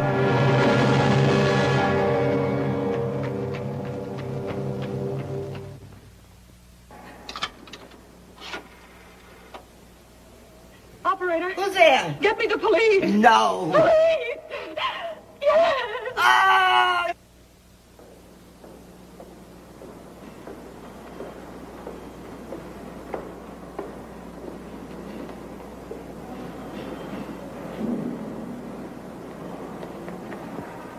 What's happened? Guy named Squeamy got thrown from the 5th floor. He's deader than a mackerel. Customer of mine. You mean Squeamy Ellis? Yeah, that's it.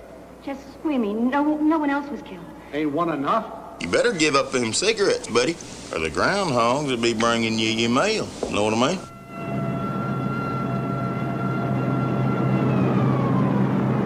I tell you, the bullets never even phased him. He must have been wearing a bulletproof vest. Exactly.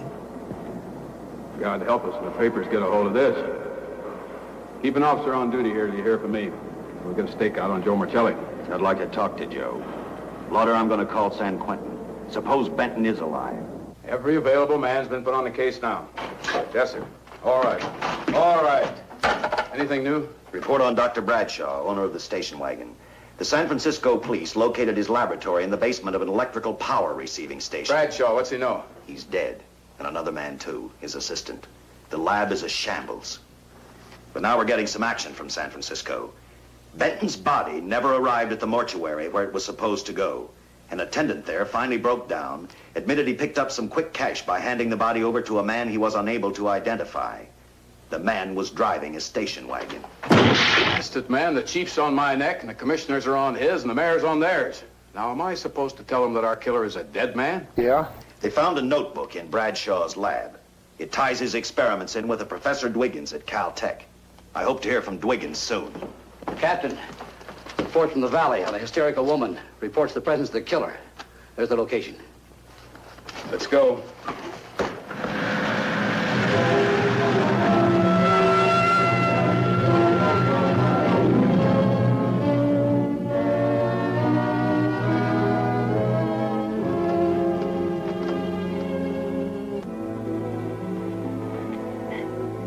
You and your boyfriend had a little fight, and he got out of the car to take a walk.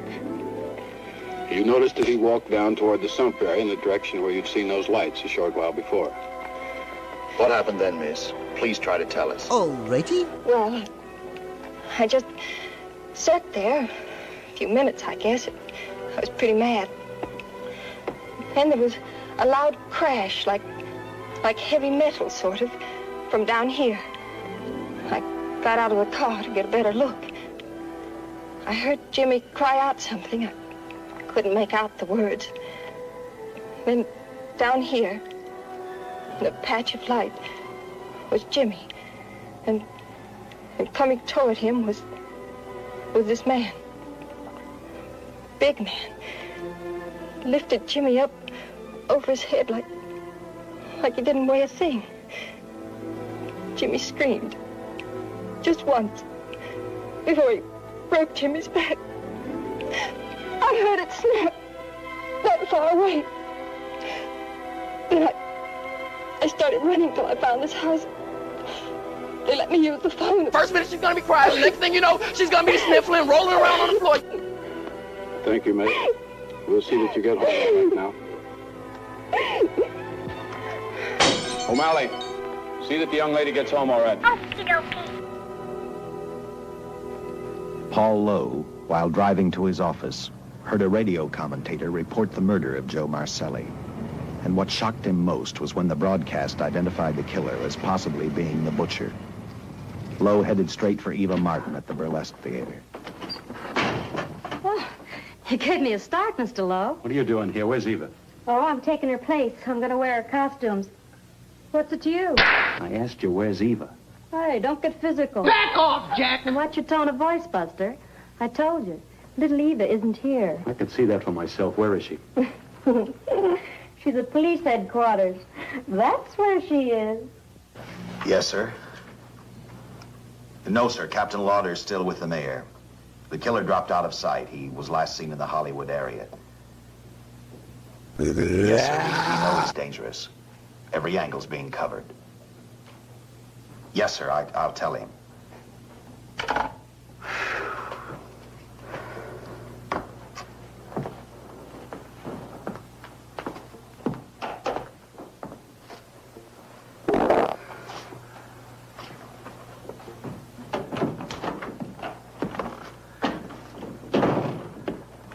Here, see how these fit. Low heels. I'm sorry. It's the best our wardrobe department can afford. Any idea how soon the captain will be back? No! Now, look, I'm going to see the captain if I have to wait here all night. Paul. What are you doing here? I'm in the middle of infotaining. Paul, Charles killed Squeamy and Joe. Joe, too? Benton? He's alive. I saw him, but nobody will believe me. I'm checking it. My guess is whoever killed them is on the trail of the money, Lowe. Now, maybe you better start talking if you know anything about it. I don't know anything. Did the butcher have a brother? Well, how the hell should I know? No brother. It was Charles. I saw the tattoo on his arm. Look, I demand police protection. Where's the money, Lowe? You heard me. I demand protection. I know my rights. We put stakeouts on your office and home. Well, that's not enough. It's enough as far as we're concerned. What do you say we cut the chit-chat? A-hole! Now you gonna book me, Sergeant? Then throw away the key. You know what you are? You're a dipstick. Thank you. Come up with anything yet, Dick? Oh, we've checked every hotel, motel, and rooming house in town. We've run a cross-check on every hangout butcher ever used. Net results, blank. This is incredible.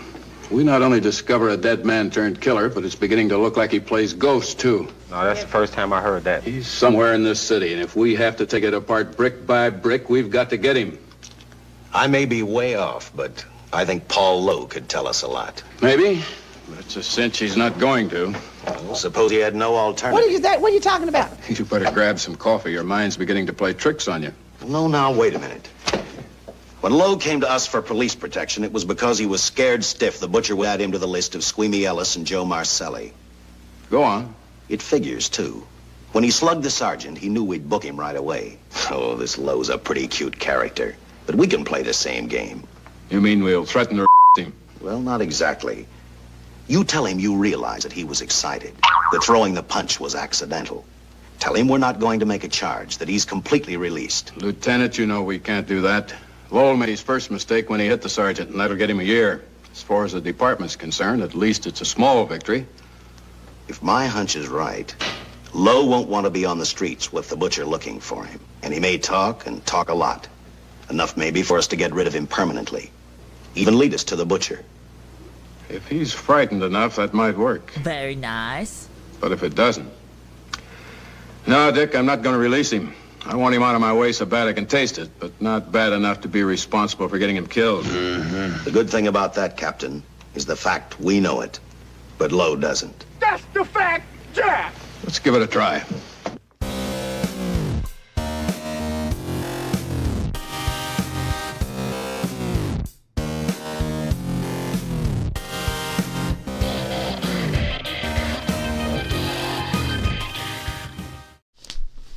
Wow! Hey, welcome back to the episode. All right, and this episode is going by fast, I think, but it always trucks along here.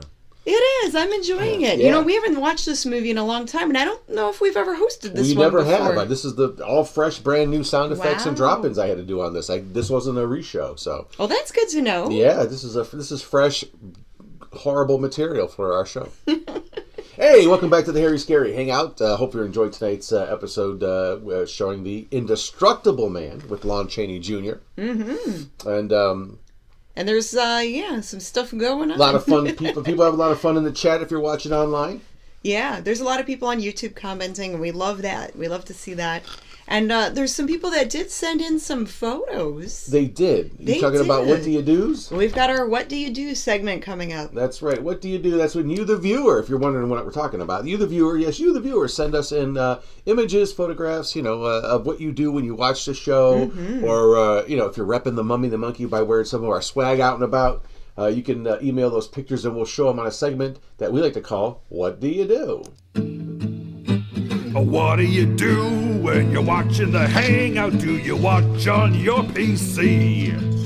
Do you watch on your phone, in a group or alone? Send us pics and let us see. What do you do when you're watching the Hangout? Does your Harry Scary show? Do you watch with your dog or you sleep like a log? Send us pics and let us know, yeah. Okay, our first What Do You Do is from a viewer named Liam, and we've already shown some stuff about him. He had a foot injury, and it looks like he's still got it.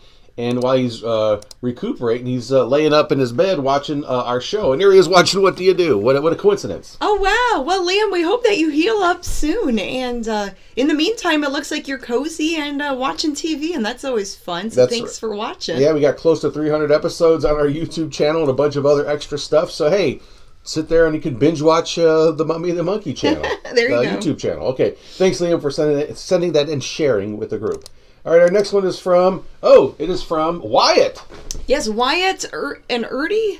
Or Wyatt Erdy, I think that's his YouTube screen name. Yes, and he sent a photograph of what looks like a bunch of his paints and his paint brushes and what looks like a miniature. So he must paint miniatures while he watches our show, and what looks like maybe the Monster Channel, unless that's a promo that Juke Suha, who is a horror host on the monsterchannel.com. The channel, the website is the channel. You can also get on your Roku. Anyway, it looks like he has a Down to Friday thing on there. But he may have made us a promo. I think he has before. Yeah, Juke's cool. Yeah, Juke's really cool. And that miniature looks pretty cool. It do. There's several people that like to do arts and crafts and do painting while they watch TV shows. Yeah. How creative can you get when you watch our show? Who knows?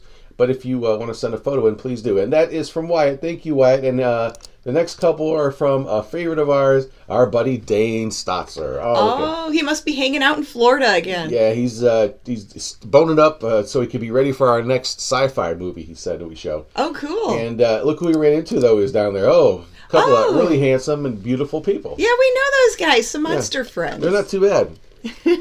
Friend, good. Yeah, he's at I think somewhere, maybe Universal Studio or something. Probably Universal Studios down in out Florida. With the Frankensteins, I guess you call them. Yes, the Frankenstein monster and bride. Because I think you can call the Frankenstein monster now Frankenstein, right? I mean, Universal's like, look, we just need to, Well, he's Frankenstein's monster, yes, but everyone knows. But a lot of people call him Frankie or Frankenstein. But it's officially recently been okayed by Universal Studios, I think, to call the monster Frankenstein. For real? Yes, for real. Oh, okay. I'm pretty sure I heard that news. Of course, we would know that, right? Sure. And last but not least, this last one is from our buddy Marty. It's a little tune he drew up, and it's Janet Decay and Grim Gory, us, sitting there holding the mini monster little guys that we have here, and I say, hey Janet, this ain't right. We can't have a new hairy scary family photo without Mama Monkey. So where is she over there? And you say, I can't read that far away. Laugh out loud. Don't look now, Grim, but she's the one taking the picture. Oh, that's my voice. Yeah, I can't do your voice. Close enough. I'm trying. Well, you can't read, so. Well, it's too far away. I know, it's okay. Yeah, and there you go. Okay. That's our what. But the artwork looked great, so thank you, Marty. So if you want to submit something to our What Do You Do, you can send us your pics to themummyandthemonkey@gmail.com, and we may consider using them in a future installment of What Do You Do? Oh yeah, so thank you guys for sending in the What Do You Do's. Yeah, and we have some promos coming up next. We do have a show coming up, the Hairy Scary. We could get to that when we show the stills. Oh, okay. Let's just go to stills. We're gonna go to our promo stills. Let's do some promotions.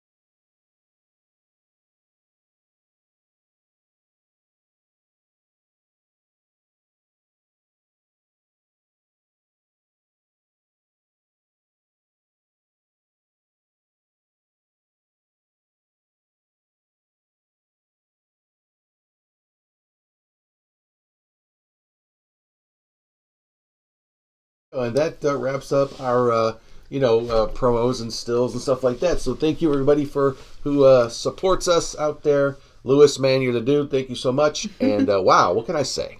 All right. Well, what can we say? We need to watch the rest of The Indestructible Man. Oh, boy. Do we really have to? We do. I want to find out what happens with this guy. What is going on? Yep. How are they going to stop him? It's like dinner. You have to finish everything off your plate before you can get dessert, right? Before you get to the good stuff. Yes, it's like finishing your broccoli. Yeah, the peas. Okay, here we go. The final fart installment of tonight's movie, The Indestructible Man, right here on The Mummy and the Monkeys. Harry Scary Hangout. All right, Lo. Come on out.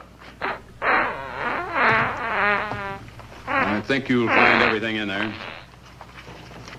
You're free to go, Mr. Lowell. Excuse me? Wait a minute. Who do you think you're kidding? You arrested me for assaulting an officer. Court, I'll plead guilty. With luck, I might get off with 6 months. For a lawyer, you're forgetting a very important point. If no charge is made, there's no trial. It was a tough day for everyone. We figured your nerves were on edge, and when you threw the punch, you didn't know what you were doing. I've squared everything with the sergeant. It's all over. All forgotten. Yeah? Why'd you bring a stenographer? Simply because I wanted a record of our conversation at the time of your release. Gotcha. Okay, Lo, let's go. Oh, wait a minute. Our first faux pas of the new year, I think. Faux pas, Grim. So what happened? So we apologize. People were saying that there was no audio on the still picture.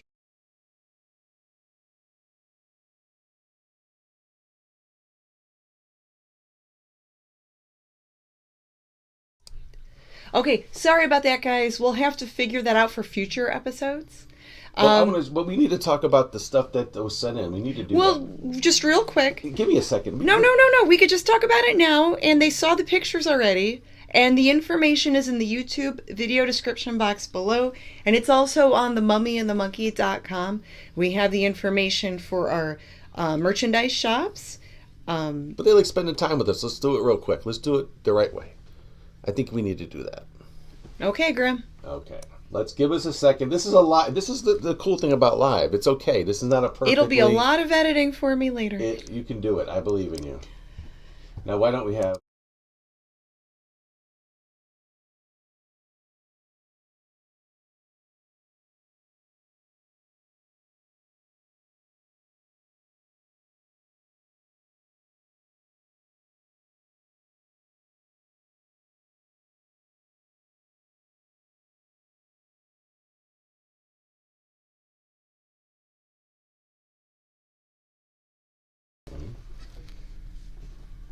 Very strange.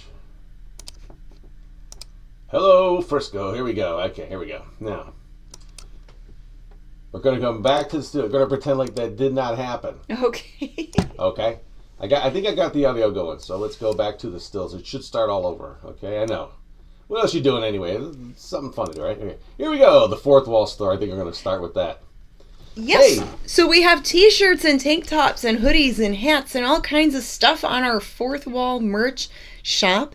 And it's the official merch shop of The Mummy and the Monkey. You can catch the link on our YouTube video description box below if you're watching us on YouTube. If you're watching us on television later, you can go to themummyandthemonkey.com and we have a link to our shop there. Okay, good. Yes, and yeah. Thank you, Jatta K, for saying that, and it is what it is. What can I say? Okay, what's next? This takes a while. You just kind of gave up. Oh, that's okay. I didn't realize it took that long. Anyway, where are we at? Oh, the Harry Scary Hangover. We're going to do that tonight, or today, or whenever. We're going to do a Harry Scary Hangover. So after this show, we will be talking about what? It's our after show chat show that we host after the Harry Scary Hangout, and that's on our YouTube channel. So people watching us on TV can jump over to our YouTube channel, and you can look at the different chats we have on there. Usually it's a different theme where we do movie reviews or talk about Halloween stuff, or in this case, we're going to talk about Bigfoot sightings. So there's been a lot of Bigfoot sightings in Ohio recently, and we're going to chat about it a little bit. Okay, and then here we'll go over those indie horror. Yes, so the Indie Horror Junkie magazine is celebrating their 3-year Indie-versary, And there's a great picture there of the founders of Indie Horror Junkie. And we have a couple ads in some of their recent magazines, and they feature so many cool like movies and actors and stuff like that.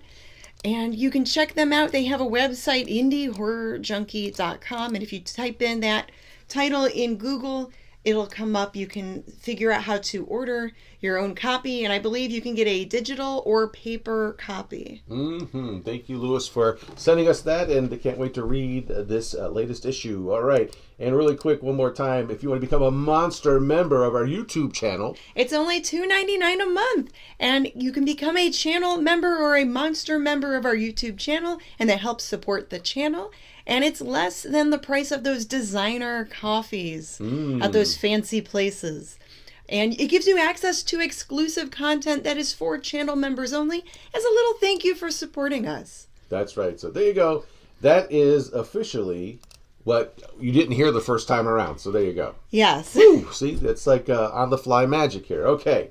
In reality, it's just me stalling to not want to see the last part of this movie, but I guess is that what you were doing, Greg? It's inevitable. So here we go. Once again, the final part of tonight's movie, The Indestructible Man. Here we go. Hopefully, get this right. Yeah. All right, Lowe, come on out. I think you'll find everything in there. You're free to go, Mr. Lowe. Excuse me? Wait a minute. Who do you think you're kidding? You arrested me for assaulting an officer. Court, I'll plead guilty. With luck, I might get off with 6 months. For a lawyer, you're forgetting a very important point. If no charge is made, there's no trial. It was a tough day for everyone. We figured your nerves were on edge, and when you threw the punch, you didn't know what you were doing. I've squared everything with the sergeant. It's all over, all forgotten. Yeah? Why'd you bring a stenographer? Simply because I wanted a record of our conversation at the time of your release. Gotcha. Okay, Lowe, let's go. Oh, wait a minute. Once out on those streets and I'm a dead man. You let me go, you'll be responsible for murder. Oh, come off it, Lowe. You're imagining things. You know the butcher threatened to kill me. You set me free, he'll do it. Well, that's just a risk we'll have to take. But the way I look at it, Mr. Lowe, you'll be okay. Look, Captain, I'll make a deal with you. You keep me here, and I'll tell you how to recover the money. Maybe even catch the butcher. No deals, Lowell. You'd probably tell us anything just to stall for time. Come on, let's get out of here. Now, wait a minute. Funny situation, ain't it? All right. I'll tell you the truth. Start taking this down. I, Paul Lowe, hired Butcher Benton, Squeamy Ellis, and Joe Maselli to pull off the armored car holdup. So now you're going to tell me the whole story, see? Then Lowe continued with his confession. He told us about finding the map. He showed us the exact location of where the butcher had hidden the stolen payroll. And he gave us a most important answer. The explanation as to how the butcher was able to elude detection. His means of escape was the sewer system beneath our city. You're gonna end up eating a steady diet of government cheese and living in a van down by the river. The department went to work fast. Every police squad in the city was detailed to cover a specific area. Every entrance and exit to the Los Angeles city sewer system of 700 miles was covered. Captain Lauder and I, along with several other squads, headed for the entrance where, according to the map, Butcher had hidden the money. Our job was to stop him, and that made me think of one specific question. When we found him, could this monster be stopped? I, for one, wasn't sure. Oh, good for you!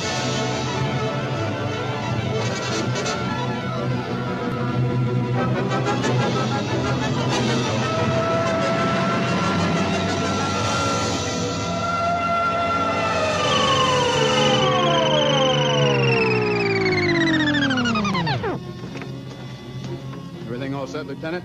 City engineers mapped out each possible exit. A squad of officers are spotted at every point. If the butcher can be caught, now's the time. Well, after I talked to Caltech, I called on the fire department for a little help. The professors thought a flamethrower might stop him. Flamethrower? I suppose their boys have had a chance to join our squads by now. I see we have one with us here. Have you thought about what'll happen if this doesn't work? No. I've been praying too hard that it will work. Are you the police? No, ma'am. We're musicians.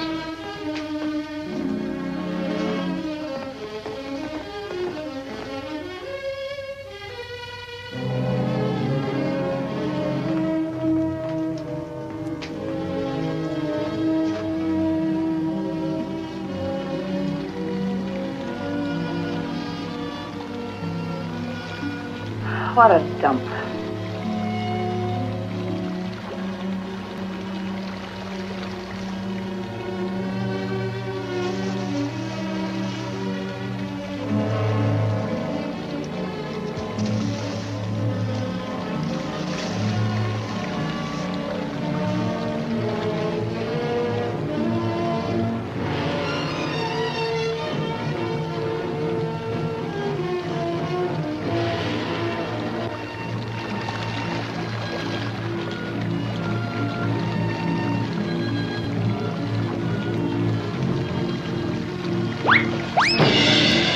You! I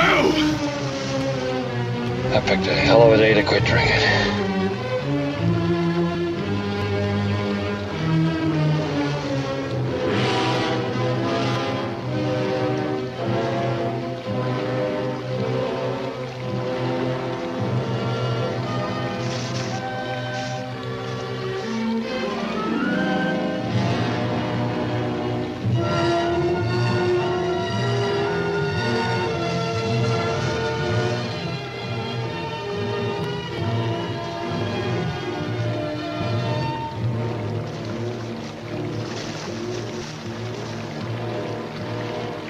This is where we split up.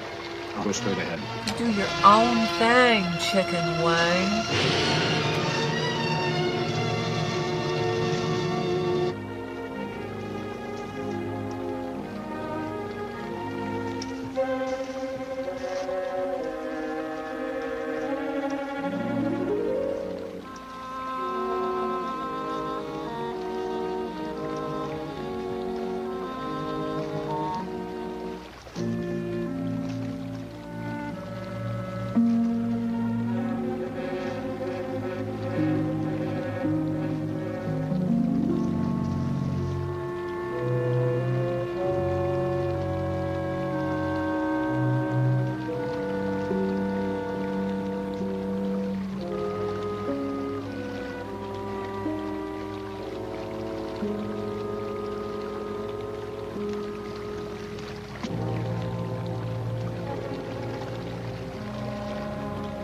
If this map's right, we're off our course. We'll have to backtrack. I knew I should have taken that left turn at Albuquerque.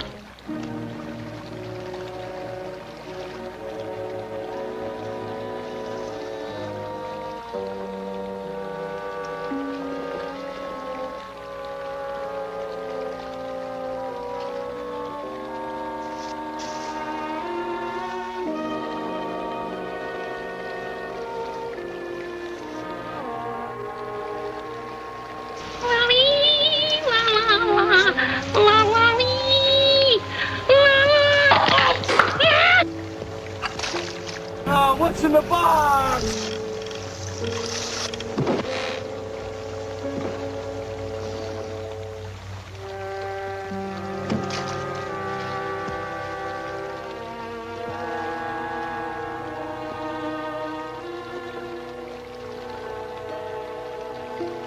Oh, goody, goody. I done a good thing, and I get a prize.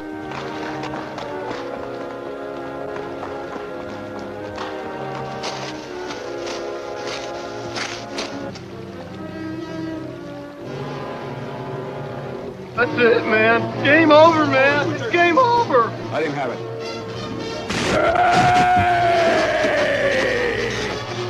Oh, my ovaries.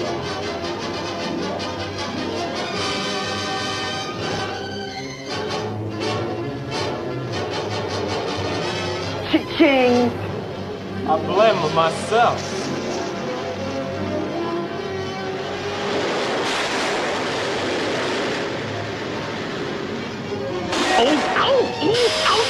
Oh, agony, agony.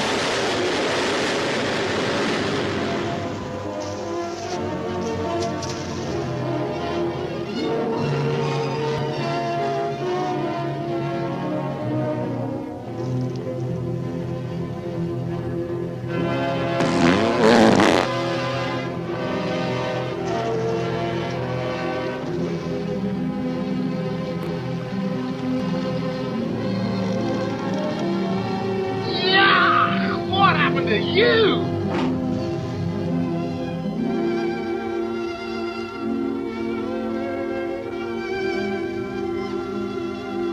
I picked the wrong week to quit sniffing glue.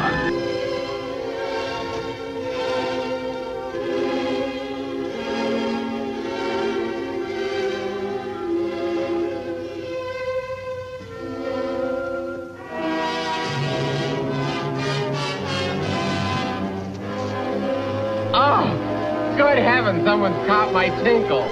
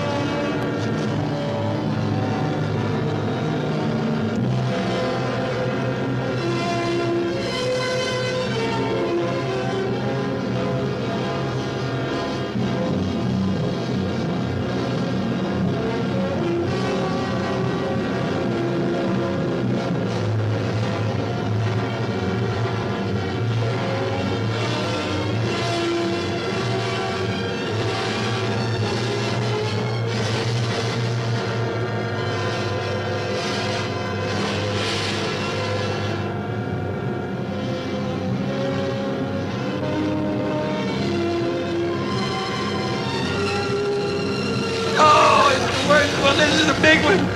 I'm dead. I am invincible. Invincible.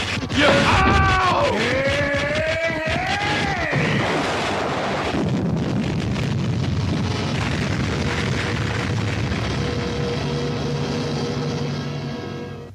And the tremendous shock of electricity that brought the butcher back to life destroyed him. The $600,000 stolen in the armored truck robbery has been recovered. Case closed. Well, here are the scientist's comments for your records. I had to fill in a few spots with my own guesses, but I guess that's about the size of it. Did you get any sleep? Oh, some. Not much. How's the girl today? Well, I called the hospital about an hour ago. She'd gone. Gone? Where? Well, she told them she was a working girl and that she'd been away from the job too long already. Quite a girl. Yeah. Say, how about that time off I've got coming? 48 hours, beginning right now. Just some resting.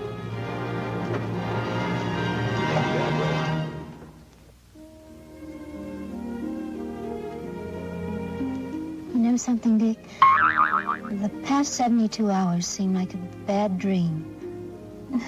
That rest in the hospital today really gave me a new lease on life. Now that it's over, I can't believe it actually happened. What are you, stoned or stupid? The important thing is to remember, it is all over.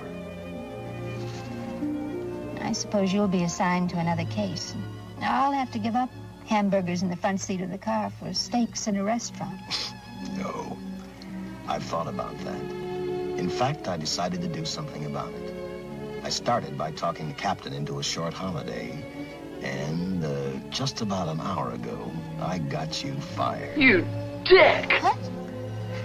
What did you do that for? I figured that being my wife would take up all of your time. Oh, brother.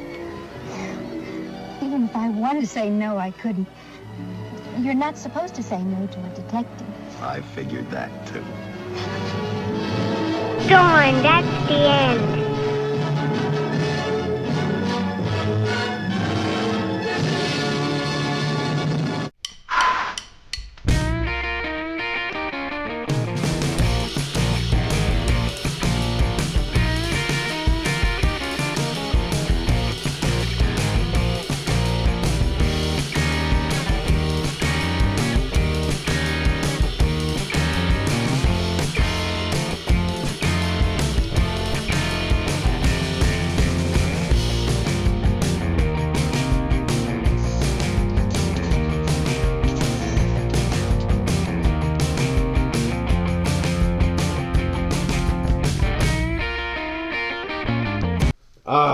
And there you have it. The Indestructible Man. Not so indestructible. He was mostly indestructible. They should rename it to the Mostly Indestructible Man. Or have a little asterisk on the bottom with the fine print underneath. Yeah. You know, the Indestructible Man. Some exclusions may apply. Yeah. Or something like that, you know. Yep. Wow. So there you go. What'd you think? I thought it was pretty good. It wasn't so bad. I haven't watched this one in a long time. All the narration's kind of wonky, but, you know, It is what it is, you know. It's a cheesy movie. It's better than The Beast of Yucca Flats. So way better than The Beast of Yucca Flats. Keep that in mind. Yeah, I don't think we could ever host that one again. Yeah, but it's better than The Beast of Yucca Flats, but not as good as Plan 9 from Outer Space. How about that? Plan 9 from Outer Space is the best. It's a masterpiece. Yeah. I don't care what nobody's saying. That's one of the better cheesy movies. Yes. It's like the Cadillac of cheesy movies. Mm-hmm. Yes. Okay, so that wraps up the movie, but not the show. We still got a few things we're going to do here before we sign off. So yes.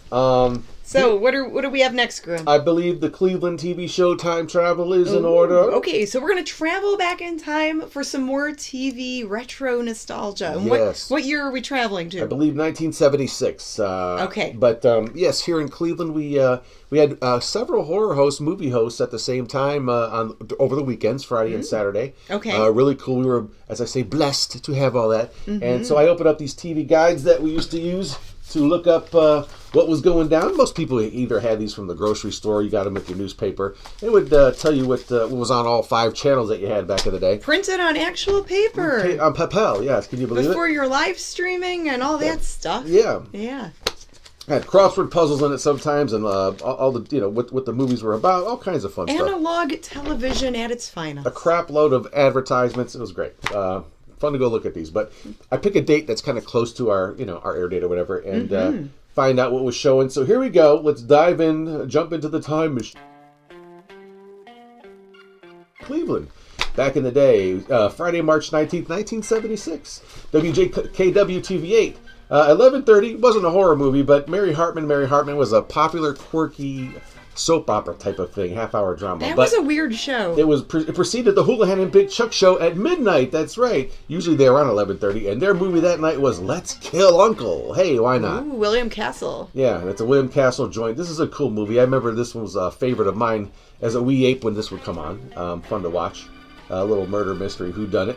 And later, on the same channel at 2 a.m., 8 All Night was a movie that wasn't hosted. They showed movies, and the movie that night was Horror Island. Oh, wow. Usually they would show like 2 movies, and it's entertainment pretty much through the whole night, like movies and then probably some sort of news shows after that early. Well, let's fast forward, or go to the next day, March 20th, 1976, on Saturday at noon on Channel 43. It was the one, the only Superhost. That's right. His 4-hour show started at noon with an hour of comedy like the Three Stooges shorts and Leon Errol, could even be Laurel and Hardy or Dick Tracy of Superman serials. But then at 1 o'clock things got serious. He had 2 movies he showed. The first one this day was Dr. Orloff's Monster. Ha-ha. Well, that sounds fun. That looks really, really scary. This guy looks like he means business. You don't want to mess with him. And she did, and Yikes. She messed around and found out, I guess. I don't know. Poor lady. Or maybe he's just helping him be a chiropractor. You never know. He's got a sunburn there. He needs some bag balm for that face. And his second movie at 2:30 was The Underwater City. Ooh. I guess it's about a city that's underwater. Yeah, probably. Could be. I think the title pretty much says what it is. Even though they look like they're on rocks right there. Anyway, there you go. There you go. There is our Cleveland TV show Time Travel. And here we're back here. Oh, thank you, Grim. And Victor made a comment in our YouTube chat saying that back in the day when he would get the TV guide, he would jump right to Friday and Saturday to see what was on TV. You did too? Oh, of course, because Friday was usually the first. You got the paper, you got it on Thursday, so it listed everything Friday to the following, usually Thursday. Oh. So it was pretty cool. Yeah. So then you would highlight or circle what shows you wanted to watch. I would go right to what movies you wanted to see. Houlihan and Big Chuck show, and then see what was on Superhost the next day, and the Ghoul.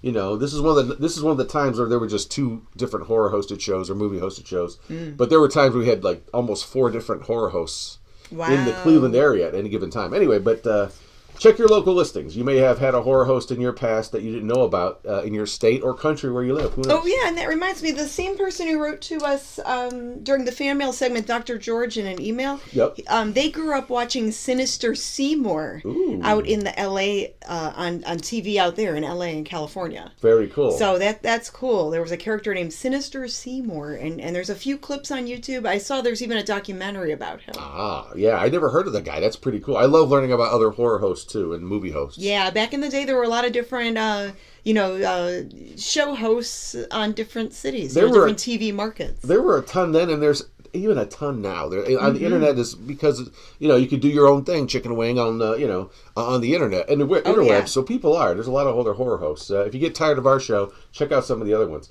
But before we do have a prize giveaway. We have a prize to give away. Before we give it away, you got your script. Oh yeah, so Yep, there we go. We got it ready. Yeah, so there is a very special fella who is related to me in some way. His name is Joseph, and he and his lovely daughter put together a ghost hunters book. Hunting book? And it's based on his daughter. And here, Janet's going to read the little promo thing that he sent us, a little video that we want to plug his book he's got out. So here we go. Janet, take it away. You ready? Okay, I'm ready. There we go. Hey there, guys and ghouls interested in ghost hunting, or if you are just interested in this topic, then you have to get Sienna's Guide to Ghost Hunting.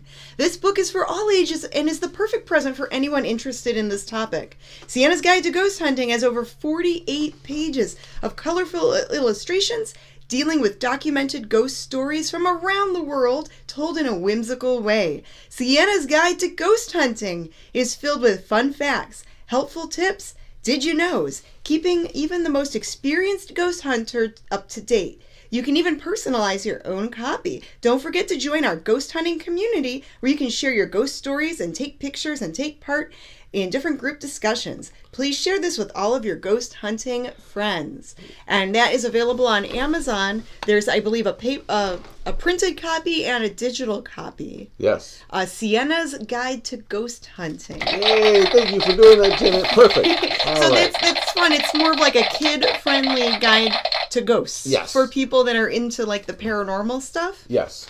And there's some other volumes in the works, I believe, and he's got a bunch of stuff coming out. So check out that Facebook page, and support someone who's doing something, independently. It's great. Yeah, thank you, Sienna and Joe. Yeah, thanks, guys. Okay, so we have a prize. Now the prize giveaway. So we are giving away to one lucky winner a crypt kitten. Oh no! Well, a crypt kitten replica, a real, genuine, artificial crypt kitty. Yeah, how cute.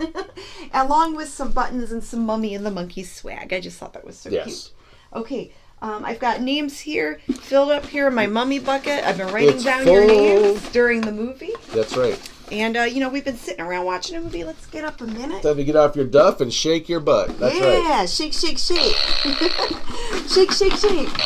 Shake your bucket and shake your bucket. Oh, my gosh. All right. You're shaking it out. Now let's stir up the bucket. Let's get the names stirred up here. All right, get my drum roll ready. I'm ready. Okay, ready? Are you ready? Yes, I'm ready. All right, and the winner is... I'm ready, Betty. Let's go. Do you have a drum roll?